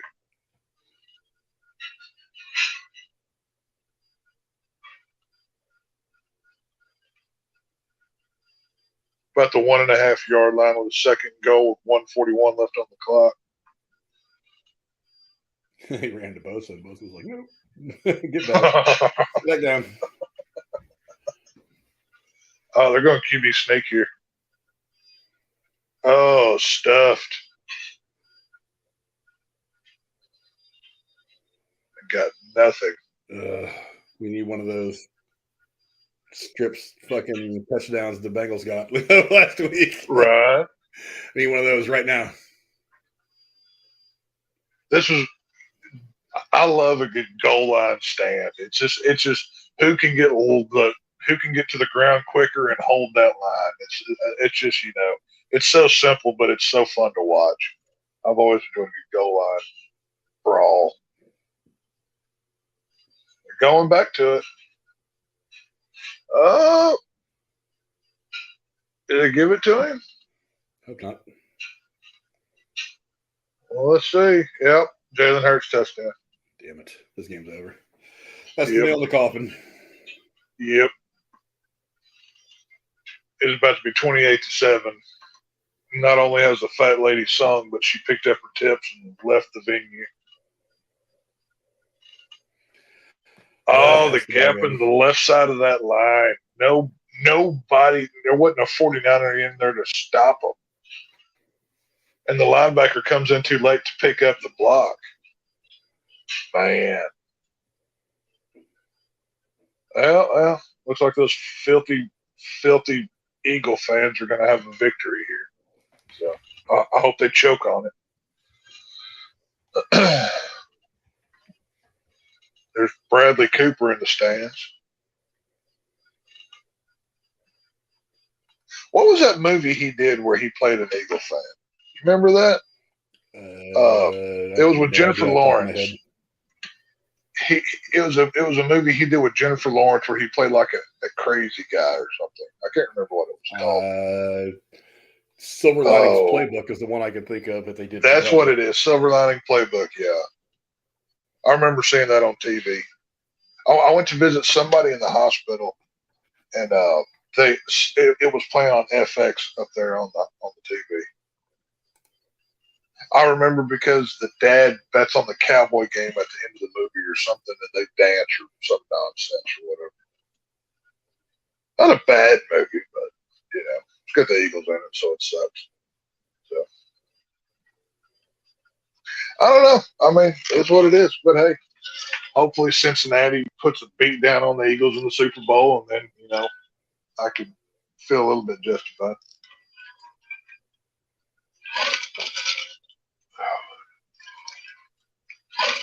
Oh goodness. Well, so how do you feel as a Niner fan? I know you said I know you said you wouldn't feel too bad, but like, how are you coping with all this? Well, I mean, like I said, losing this game wouldn't have bothered me too much because I didn't expect us to get this far at the beginning of the season anyway. I mean, coming into the season, Trey Lance, an unproven starter, who the hell knows how he's going to react? All the variables. I was like, if we win 10 games and get a playoff spot or in the hunt for the wild card, I'll feel pretty good.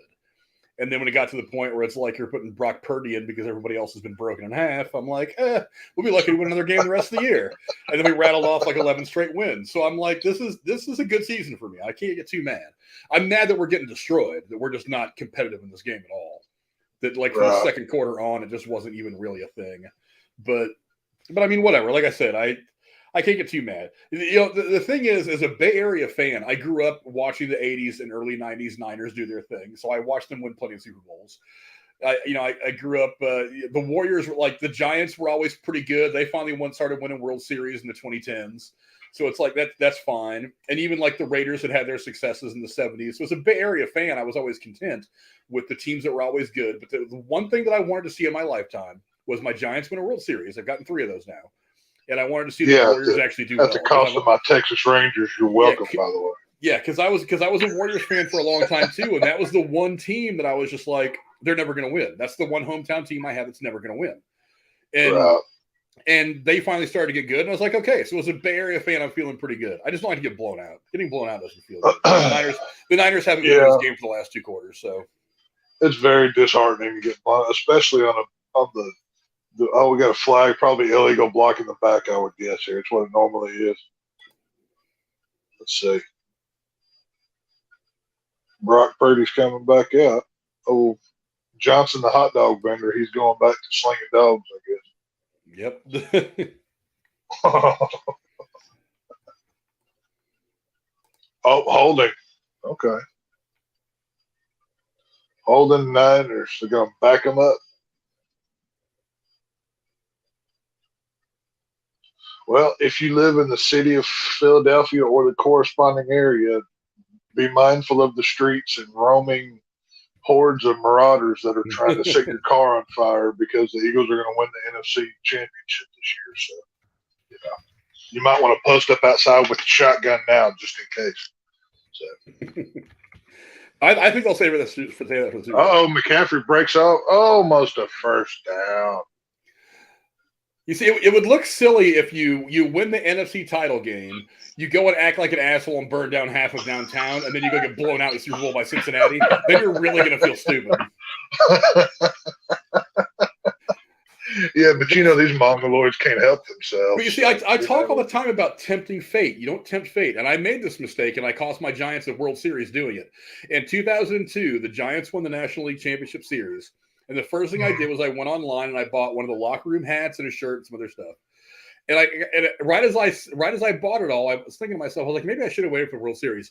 Nah, we'll beat the Angels. They're not that good. And then and then things go the way they go in that World Series. I'll never forgive Dusty Baker leaving Levon, leaving Hernandez in as long as he did in Game 6. I'll never understand why he didn't just go to Jason Schmidt in the 8th inning of Game 7. But, I mean, things go the way they go. They were up 3-2, lose the next 2 games, including a 4-run lead in Game 6.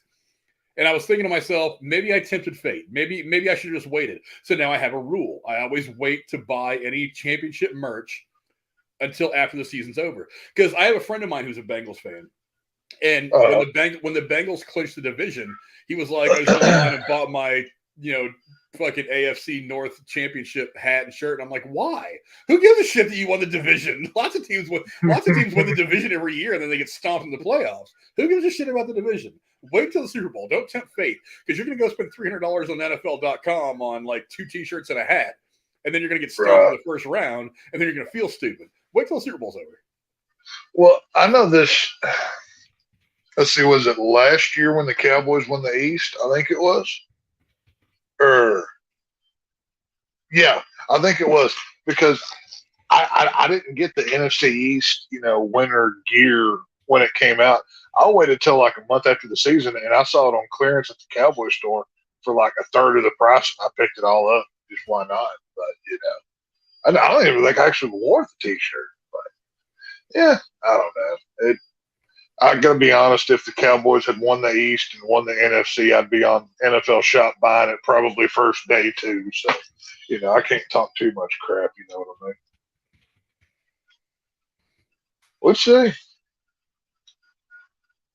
I'm going to be interested to see, because more than likely Eagles are making it. I don't see San Francisco coming back here. The odds are against it. But, I mean, which matchup would you rather see? Eagles, Bengals, or Chiefs? Like, what would you rather see out of a Super Bowl for the best game?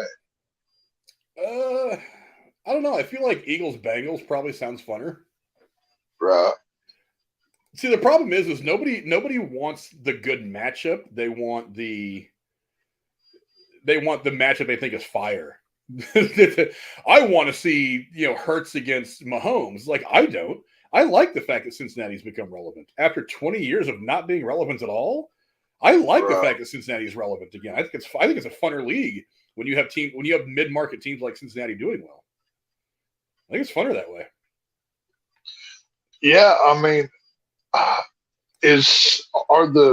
they a big deal in Ohio, or is it just kind of relegated to Cincinnati? Yeah, the Bengals. Well, I live about an hour north of Cincinnati. They're a big deal. Okay, are they? Well, that's what I'm saying. I didn't know if it was like we have a team, but it's not like, how big is the fan base up there, basically? Oh, and that's one of the things I've always liked about Cincinnati is even through the really shitty years when they were winning like 1 or 2 games a year and nobody ever thought they were going to be relevant again. They were still a huge. The fan base here is still very, very supportive. Cincinnati's a great. It's a great sports town. I mean, I would really like to see them get more sports. I would like to see them get a hockey team. I would like to see them get a soccer team. They're actually. I think they do have I think they're getting an MLS team. It's like this is an area that really, the Cincinnati area really loves its sports. Right. So I mean, I think they could. I think there's room here for a lot of growth. But I mean, the problem is these mid markets, they don't make the kind of money that LA makes. They don't make the kind of money that New York makes. They don't make the kind of money you make in Chicago. So these mid market teams, they end up getting this talent, and then they end up having to let it go because they just don't make enough money here to afford to pay somebody 18 to 25 million a year like the Yankees do, or 18 to 25 million a year like the Rams can, or something like that. So they get this homegrown talent and then they all bounce because they're chasing the paycheck. Bro. But Cincinnati's got a good thing going right now with Burrow, though. Is Ohio State football bigger than Bengal football? I mean, what's bigger though? No blocking at all. See, Debo can't get the fucking corner. No blocking. Oh. But I mean, I think they're both probably pretty close because I'm only about an hour. An hour the other direction is Columbus from where I'm at right now. So they're both pretty big in this area. But Ohio State football is very, very big around here. Well, yeah, it's the Ohio State. That's what that. I always hate when they say Ohio that. State. That always drives me crazy. It's like, we know what a bunch of idiots are from. The is not important. It's just That's because you don't know. The Ohio State University. I mean, is there more than one? Is there more than one Ohio State that I don't know about? Kind of. Actually, there is. Is there? There's Ohio University, which is down south by near where Kentucky, Ohio, and Virginia have a border. So there's Ohio University. There's what else is there?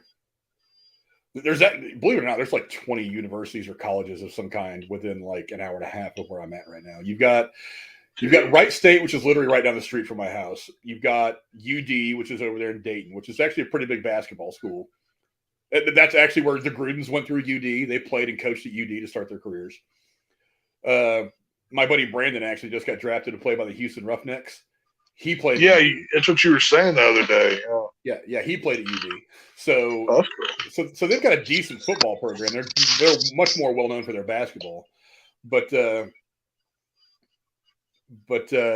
So yeah, there's that. There's University of Cincinnati, which is not that far away. There's it's down Cincinnati. It's like an hour south. You got Ohio State, which is right nearby. You've got Ohio University, which is not Ohio State. It's just Ohio University. That's where not Leftwich. Who the hell went there? Roethlisberger. Roethlisberger? Yeah, Roethlisberger went to Really? Ohio University. Oh, So I mean, yeah. So there's plenty of football around here at the high school level or the college level, and yeah, the high school does well here as well, obviously. So actually, where UD the play selection since Brock Purdy returned has been 8 rush and 1 pass. Well, they're afraid of his elbow. I get it, but Yeah. whatever. I mean, this game's over. San Francisco on the 36 with a 3rd and 5 with 11 to play, and they go nowhere. Yeah, this game's over. It was a handoff to, I'm guessing, Kittle or not Kittle, McCaffrey. You got to get aggressive. You can't just hand the ball. They're not blocking right now. You can't get the yardage you're used to getting after contact if you're not getting aggressive. So, but whatever. Did San Francisco go to a shinier helmet than they have in the past, or is it just lighting? I think it might just be the lighting. Because I've noticed the last couple of weeks, like that. Oh, they're going for it on 4th and 2 here. 4th and 2 from They don't have a choice. Yeah. They don't have a choice. I mean, you got to score touchdowns. You got to score. Oh, no, that didn't work. No blocking once again. You're down by 3 touchdowns. You don't have a choice. So, Eagle ball. You might as well get the hot dog guy back out there to be quarterback because Purdy is no blocking. Yeah, blocking has been the problem with the Niners this entire game. They haven't been able to get anybody out there in space. Oh yeah.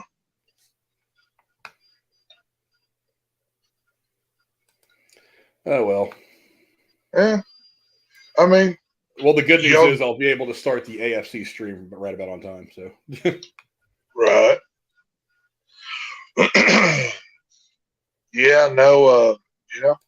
It was. I mean, y'all got pretty lucky. You went 11 weeks undefeated with a rookie quarterback. I'd say that's pretty good. There's a new Ant-Man trailer. What do you guys got going on? Broody Gamer's here. What's up, my brother? What's up, Brody? He said he's about to go over to his folks' house to watch the Bengals game. Going to be a good time. I'm hoping that I mean, now that this game is going to end the way it's going to end, I'm really kind of hoping for like the Bengals to win. I think that'd be a lot funner.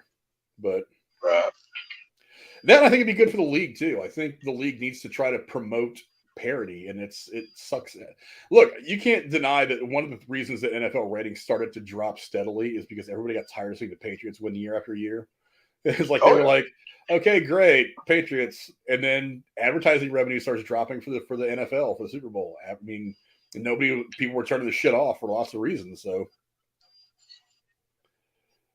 let's see. AJ Raider says, I have never seen the Raiders win the Super Bowl, but I did get to see my Georgia Bulldogs win back-to-back natties, and I got to see my Detroit Red Wings win 4 Stanley Cups. Yeah, I kind of want – the Sharks actually didn't become a team. The San Jose Sharks are my hometown team. They play in San Jose, and where I grew up in Santa Cruz is about 30 minutes away from San Jose.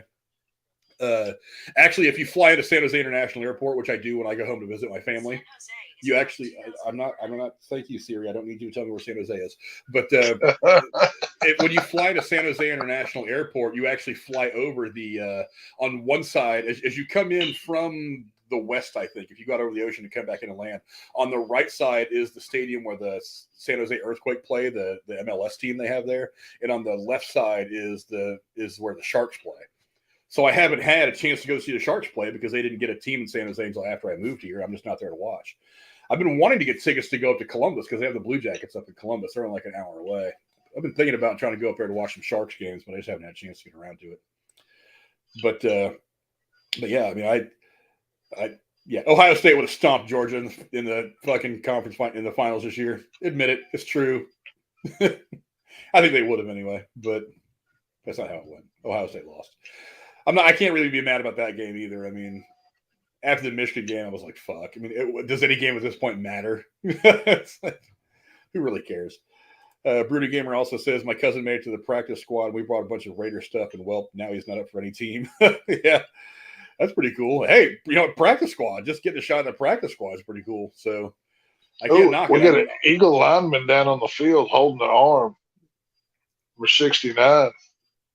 Oh, he's hurt bad. Looks like he was at the bottom of the pile. I can't really tell his arm from this play. Well, he's moving it, so. He's a big old boy, too. He ain't happy. Oh, no.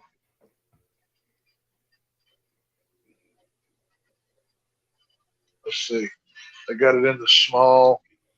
It's like he just fall. Oh, yeah. His arm goes straight down, and yeah.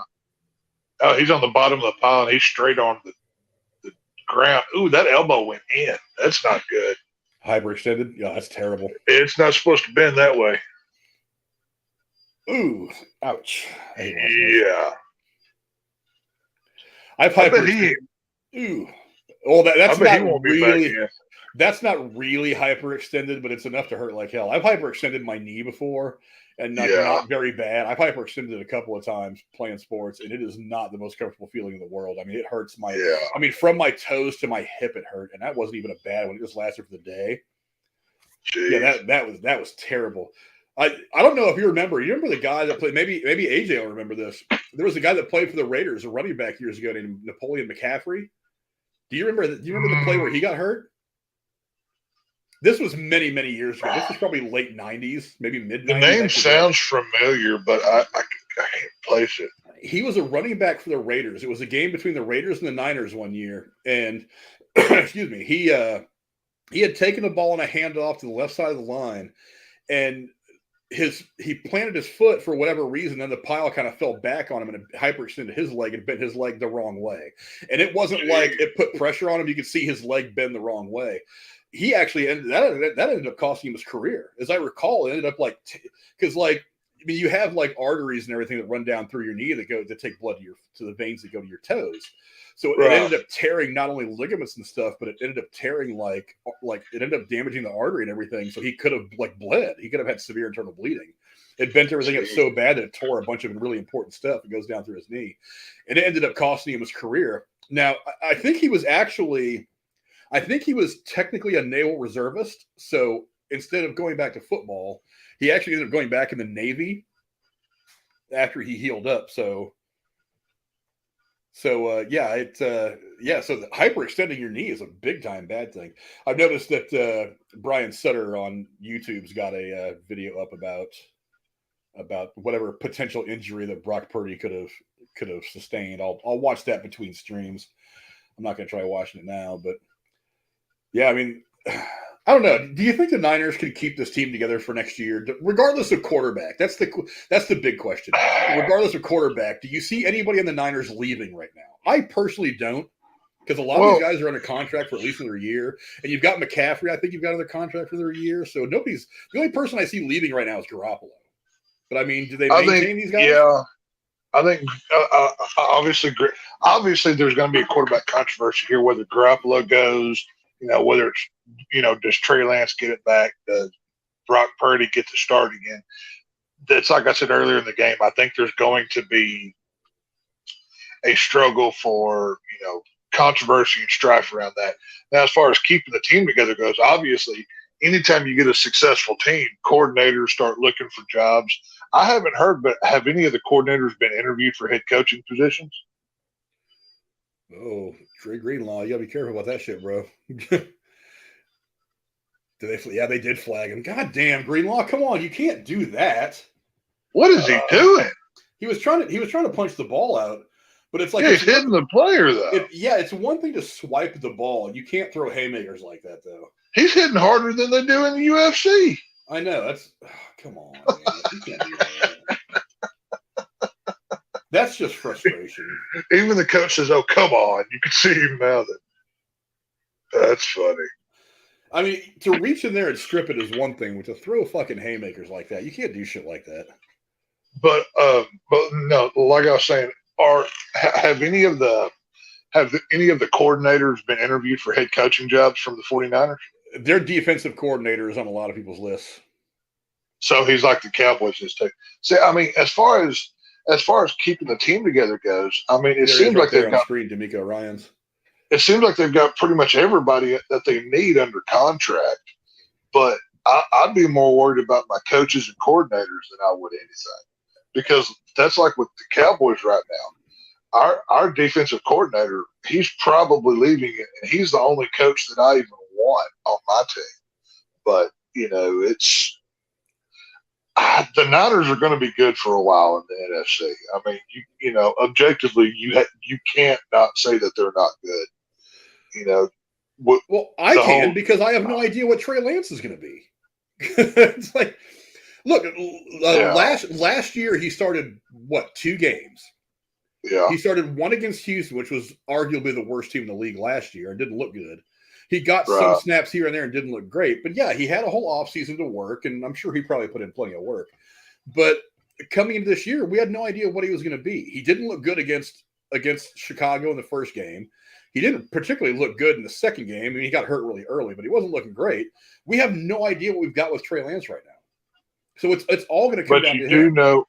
Well, see, that's the problem with Brock Purdy, though. He's a rookie. None of this was expected to happen with him. I mean, he could come out next season and he could get that second-year syndrome, and he falls flat on his face. It happened to RG3. It's happened to a ton of quarterbacks. But at this point, though, it's a coin flip. Do you take your chance with Purdy, who people are going to have 11 or 12 games worth of tape on now and a whole offseason to plan for? Or is it going to be Lance, who you have no idea how good he really is because he hasn't really played in 3 years? Well, he didn't play his last year in college because he opted out because of COVID. He didn't play his first year except for a little bit.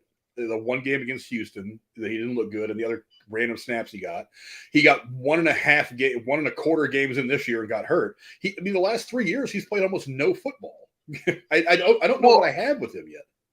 With Trey Lance, he can't stay healthy, like you just said. You can't count on him. So if you put him in, it's going to be on a limited basis. He's going to get hurt.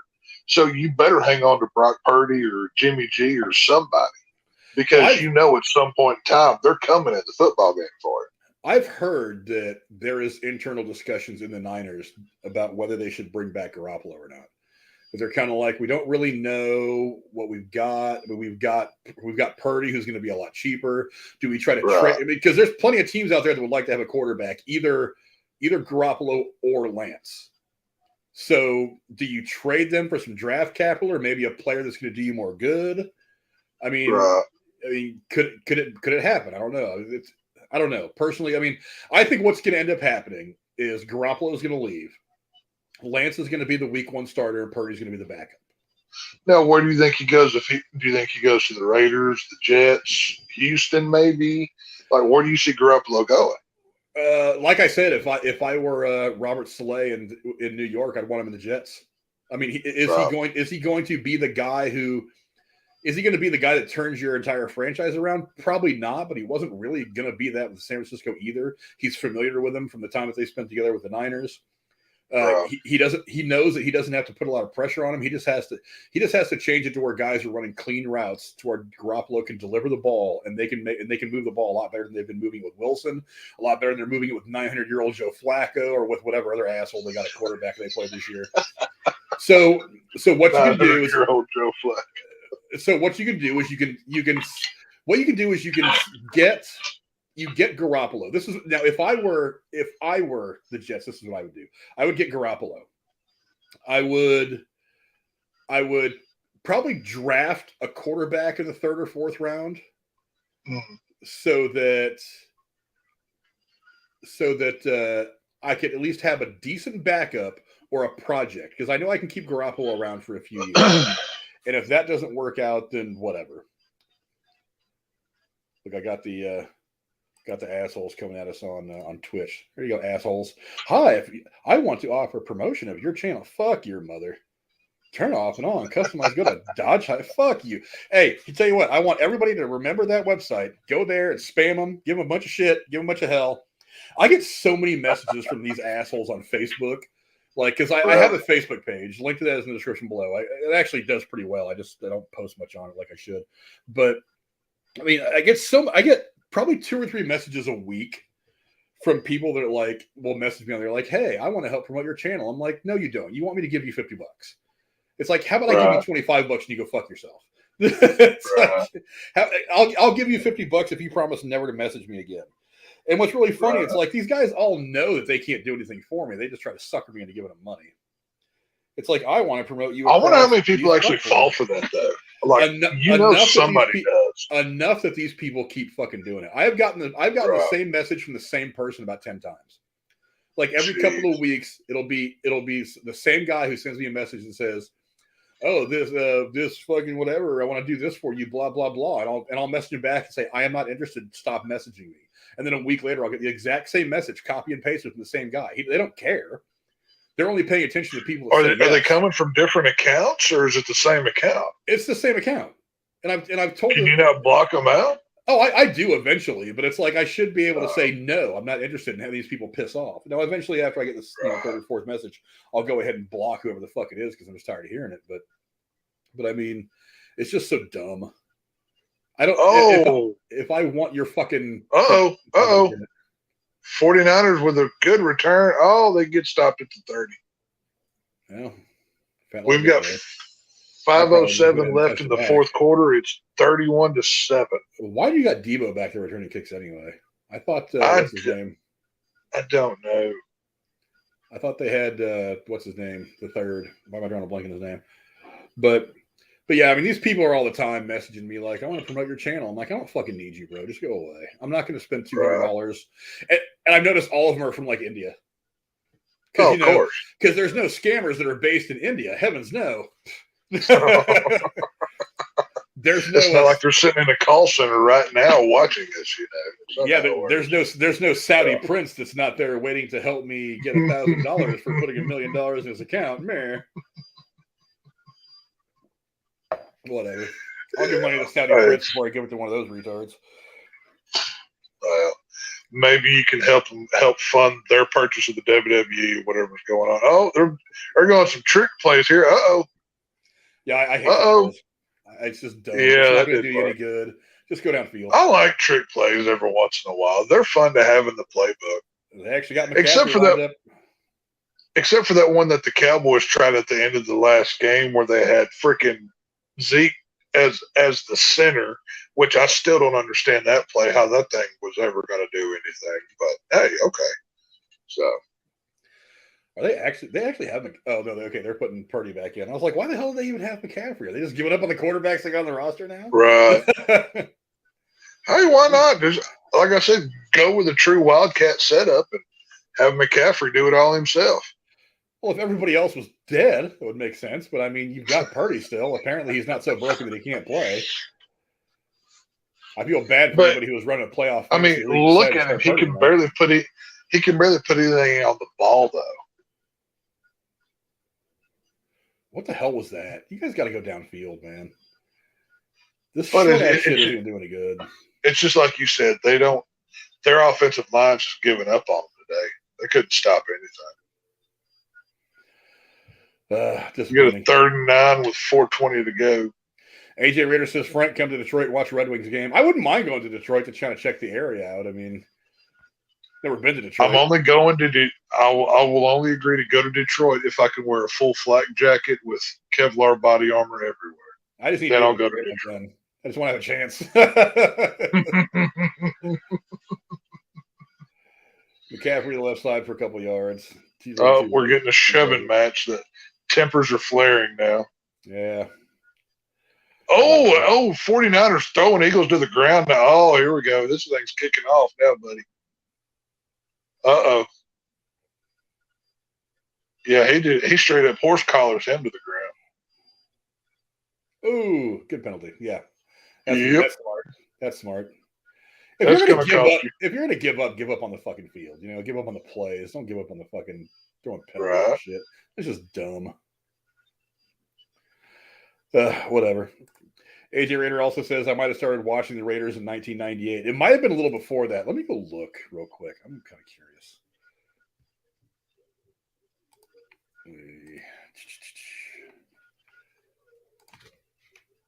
Let's see. Yeah, 71 of the 49ers was straight. Yeah. Napoleon McCallum is who I was thinking of, not McCaffrey. Napoleon McCallum. Let me look at this real quick. I don't know what 71 for the Niners was thinking with that. It's frustration. You're losing. I know exactly. Yeah, it's exactly what it is. It's just stupidity. Yeah, on September 5th, 1994, during a Monday Night Football game, the Raiders' opening game of the season at the San Francisco 49ers, McCallum's career ended prematurely when the 49ers linebacker Ken Norton Jr., a name you know very well, twisted into the ground as Norton and McCallum went down. McCallum's left cleat stuck in the ground, forcing his knee into a horrible dislocation. Norton lay pinned underneath and motionless McCallum for a couple of minutes while athletic trainers attended to McCallum.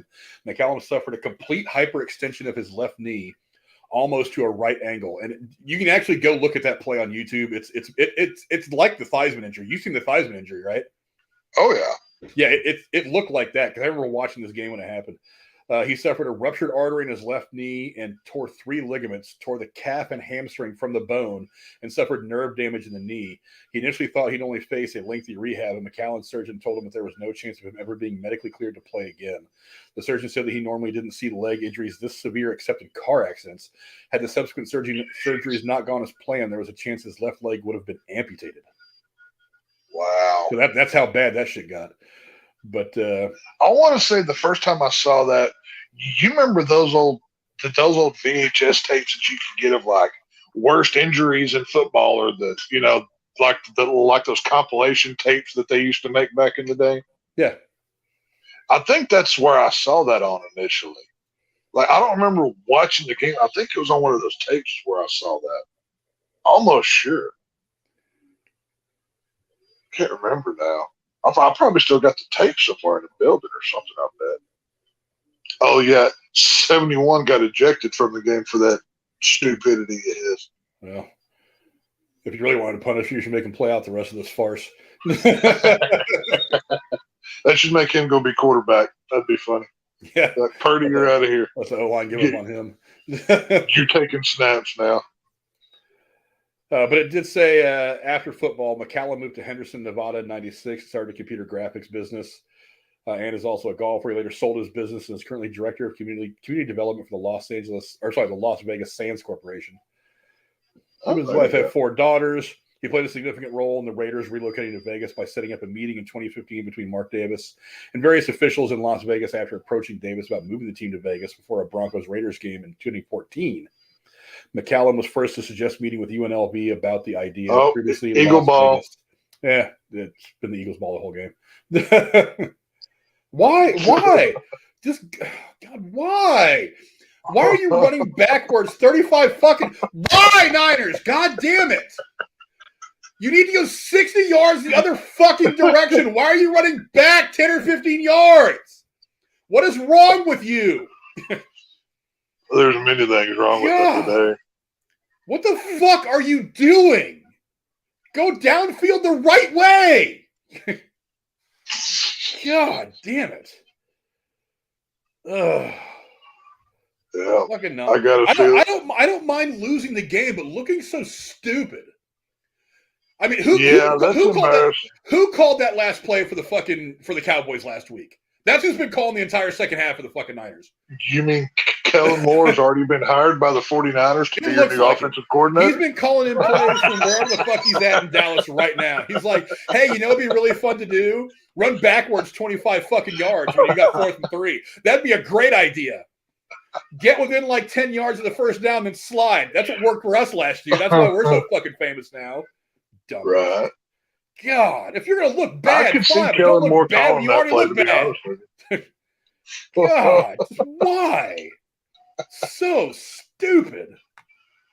Yeah. It's not a good look. Just dumb. We're just letting this clock tick down now. Eagles snap the ball in the 2nd and 5 with 3:15 to go. We're going to get a 3rd and 7 maybe. So fucking dumb.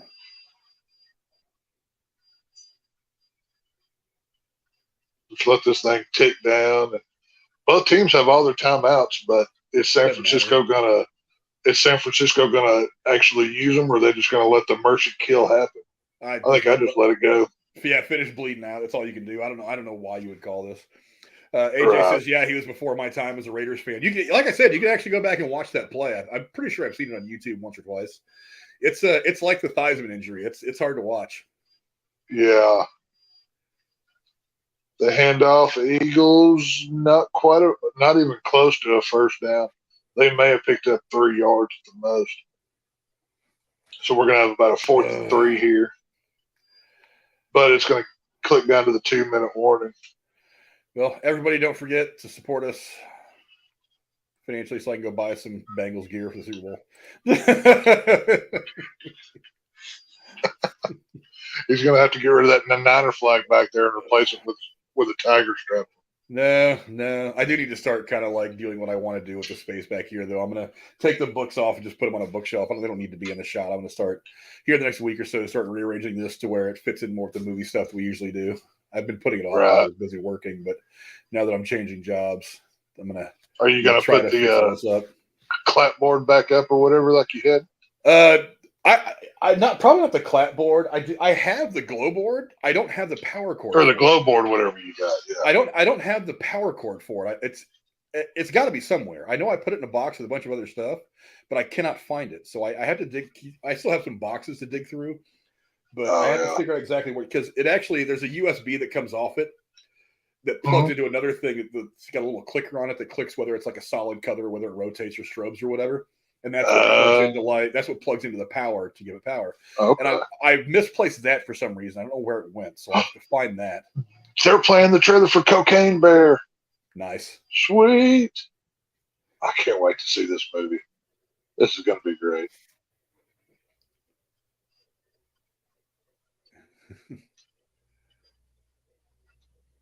I love Ray Liotta. This is his last role, right? I don't know if he was filming this or something else. Let me go look real quick. I know he was filming something in like the Bahamas or Nassau or wherever he was when he died. Oh. So to say, if this was his last movie, he went out on top. I mean, this was something cool. Let me go check. Let me go look at his filmography. I don't even know where they shot Cocaine Bear at. I have no idea.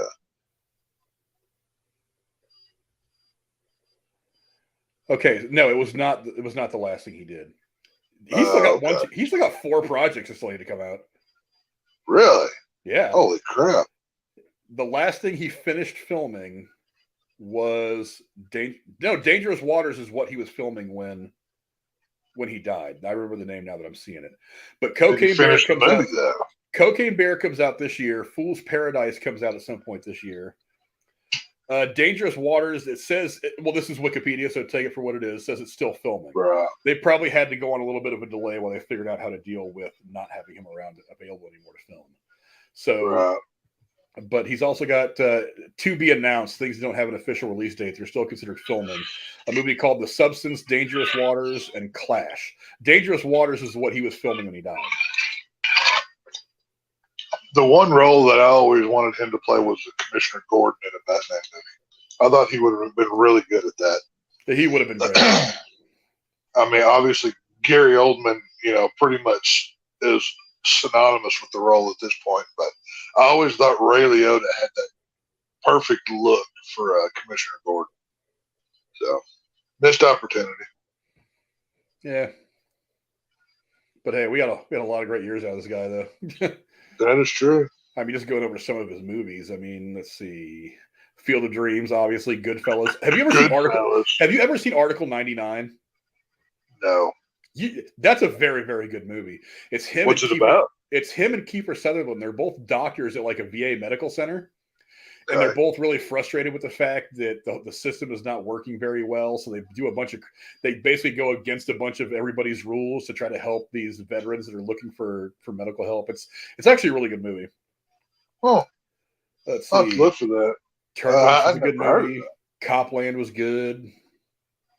Hannibal. He played Paul Krenner in Hannibal. He had that very famous scene where he's eating his own brain. Can't knock that scene. He was in Blow, which might be my favorite Johnny Depp movie. Blow I love that movie. That's a great film. John Q was a good movie. He was in that movie Identity, which to me is one of the most underrated suspense films ever. I think I saw that one. It was the one that like all the people get trapped at the hotel in the big storm, and like one of them's they're all dying one after another, and the big question is who's killing them. It's a crazy movie. You got to watch it. You'll get a kick out of it. Let's see. That's ball game. The Eagles have won 31-7.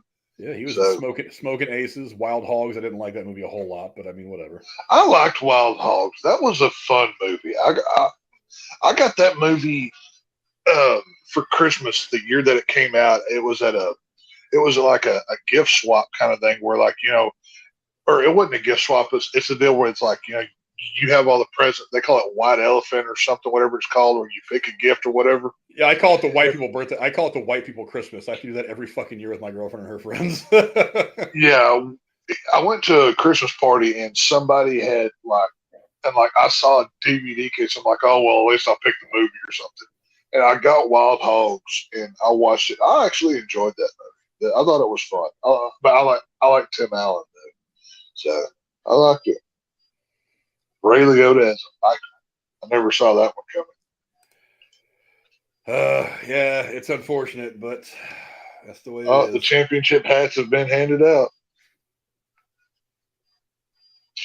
Every year the championship hats are always gray and black. They're like, no matter what it is. Even Georgia's championship cap this year was a gray and black cap. You think they would have done something different? They used to get creative with them. The muted colors, yeah. Honestly, I think part of that is for production. I don't really know. Because for those of you who don't know, the way that they do, like for championship games like this, they will make hats with both teams on them. Yeah, they make both sides, yeah. And then, so that way they have them whenever the game's over, and the ones that don't get used are destroyed. They used to send them out to Africa or whatever to hand them out to people for free, but then became the problem of people were like going to Africa, like the year that the Patriots went undefeated but lost the Super Bowl to the Giants. I think after that, somebody had actually gone to Africa and offered a kid like $20 for his shirt, because $20 to a starving kid in Africa, I mean, that's like a year's worth of food. So they went there to buy the shirt just to have it as like a trophy of some kind, even though it didn't actually happen. So what they've been doing the last several years is they'll have enough for the game, and then if that team doesn't win the championship, they'll take them back to the distributor and destroy them, or to the maker and destroy them. But so that way they can't become collector's items kind of after the. I know when TCU was playing in the Fiesta Bowl, when they won, the Friday before that game at there's a store there in Fort Worth. It's called a Rally House. That it's all they sell is sports merchandise, and they had the TCU winter gear in the store already. It was just in the back, locked up or whatever. And people were trying to get to it before the game had even happened. They were talking about it on the radio and stuff. So, yeah, I mean, I'm sure people still get it.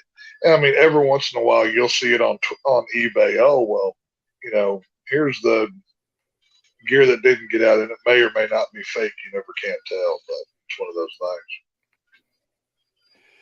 Yeah, but that is the ball game, ladies and gentlemen. It looks like it's going to be the Eagles representing the NFC in the Super Bowl. I'm going to go ahead and end this stream right now. Here in about 20 minutes or so, we'll be going live again for the AFC title game. I actually might push that back just a little bit. So look for us around 6:45. I don't think the game actually starts till 7, right?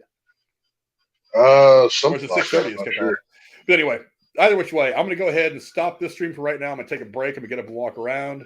Replenish all my drinking, and then I will be back on here shortly, and we're going to go through the AFC title game. That's going to be the Bengals and the and the Chiefs. Chiefs. Just go through the chat real quick. AJ Raider says, if you do come to Detroit, just go to downtown Detroit. It's beautiful, especially Belle Isle. I've heard of Belle Isle, actually. And Hockeytown Cafe, Right. Detroit River Walk, where the city looks like it's a third world. Yeah, I've seen footage of people going through Detroit. There's a channel that I watch every now and again. I don't subscribe to it. I just stumble across their videos every now and again. They'll go through like the worst cities of whatever to live. And Detroit's usually on there somewhere. And We have a new John Wick trailer. I haven't seen this one before. yeah, there's going to be some more trailers coming out. We'll talk a little bit in the next stream about some of the trailers that are supposed to be coming out in the Super Bowl. I actually saw something on Twitter today about the movie trailers that we can expect in the Super Bowl. But yeah, I mean, I'd like to go to Detroit just because the city's got a lot of history. I'd like to say I've been there at least once. It's one of those places I want to go and check it out. Insane Foot Rub says, Tex, you are was it cocaine? The cocaine bear? Hey. I may have to dress up for that movie. I'm going to put a bear suit on, just put some like powdered sugar around my nose. That's how I'm going to review that movie when it comes out. I put whenever the trailer came out, I put on Twitter. I said, "Cocaine Bear is my new spirit animal." So I dig it. It's all good. Insane Foot Rub also says, every time Frank says a movie, I always write it down and watch. I have the list somewhere that I gave Alex Payne 2 years ago. He said, give me a list of 10 movies from different genres that I should watch. And I made like drama and comedy and like horror and like political intrigue, stuff like that. I made a long list. I have that list still somewhere. I've thought about like publishing it out there just so you guys can see it. How long ago was it? This was a couple of years ago. It's like Alex we were talking on Derailed at one point, and Alex was talking about how he's not really a big movie guy, but he wanted me to make a list of movies that I thought he should see at some point. So I just made a list of Blow was on there, I think. For the horror, I put the original Chainsaw, the first Friday the 13th, Freddy, Silence of the Lambs, I think I put on there as a horror film. I mean, they're like Exorcist, things like that. For the dramas, I put things like Milk and things like that, things that have really great stories on them. So yeah, if I can find that list, I'll try to publish it out there. Don't forget, I haven't been doing it since I started, but I'm also on Substack. There's a link to that in the description below. I'm going to try to type some more articles and reviews out on Substack. It's totally free right now. I'm not big enough on Substack for anybody to actually pay for my shit, but I'm going to try to start typing some more stuff out there to put there, even if it's a relatively short form. So so go check out all the links to all the people all the cool creators down in the description below. Thanks to all of you guys that have watched and hung out with us for this NFC title game. I very much appreciate it. Not the outcome that I was hoping for, but it's better than the outcome that I thought I was going to get after week 4 or 5. So I can't be terribly pissed about this whole thing. Hey, at least you made the ball game. At least you got that. Congratulations to the Eagles. They're going to be representing the NFC in the Super Bowl here in a couple of weeks. Thank you to Tex for coming to hang out with me. I appreciate it. To Casey for popping in and trying to get a little bit of clout by just being here for 2 minutes. And to Mikkel for coming in and hanging out with us as well. I will, again, in the next stream, I will pin the link to this to stream element, or to StreamYard. So if you guys want to pop in and say hi, talk football for a little bit, you can do that. Some people said they might. If you do, great. If not, it'll probably be me and Tex back here talking football for a few hours.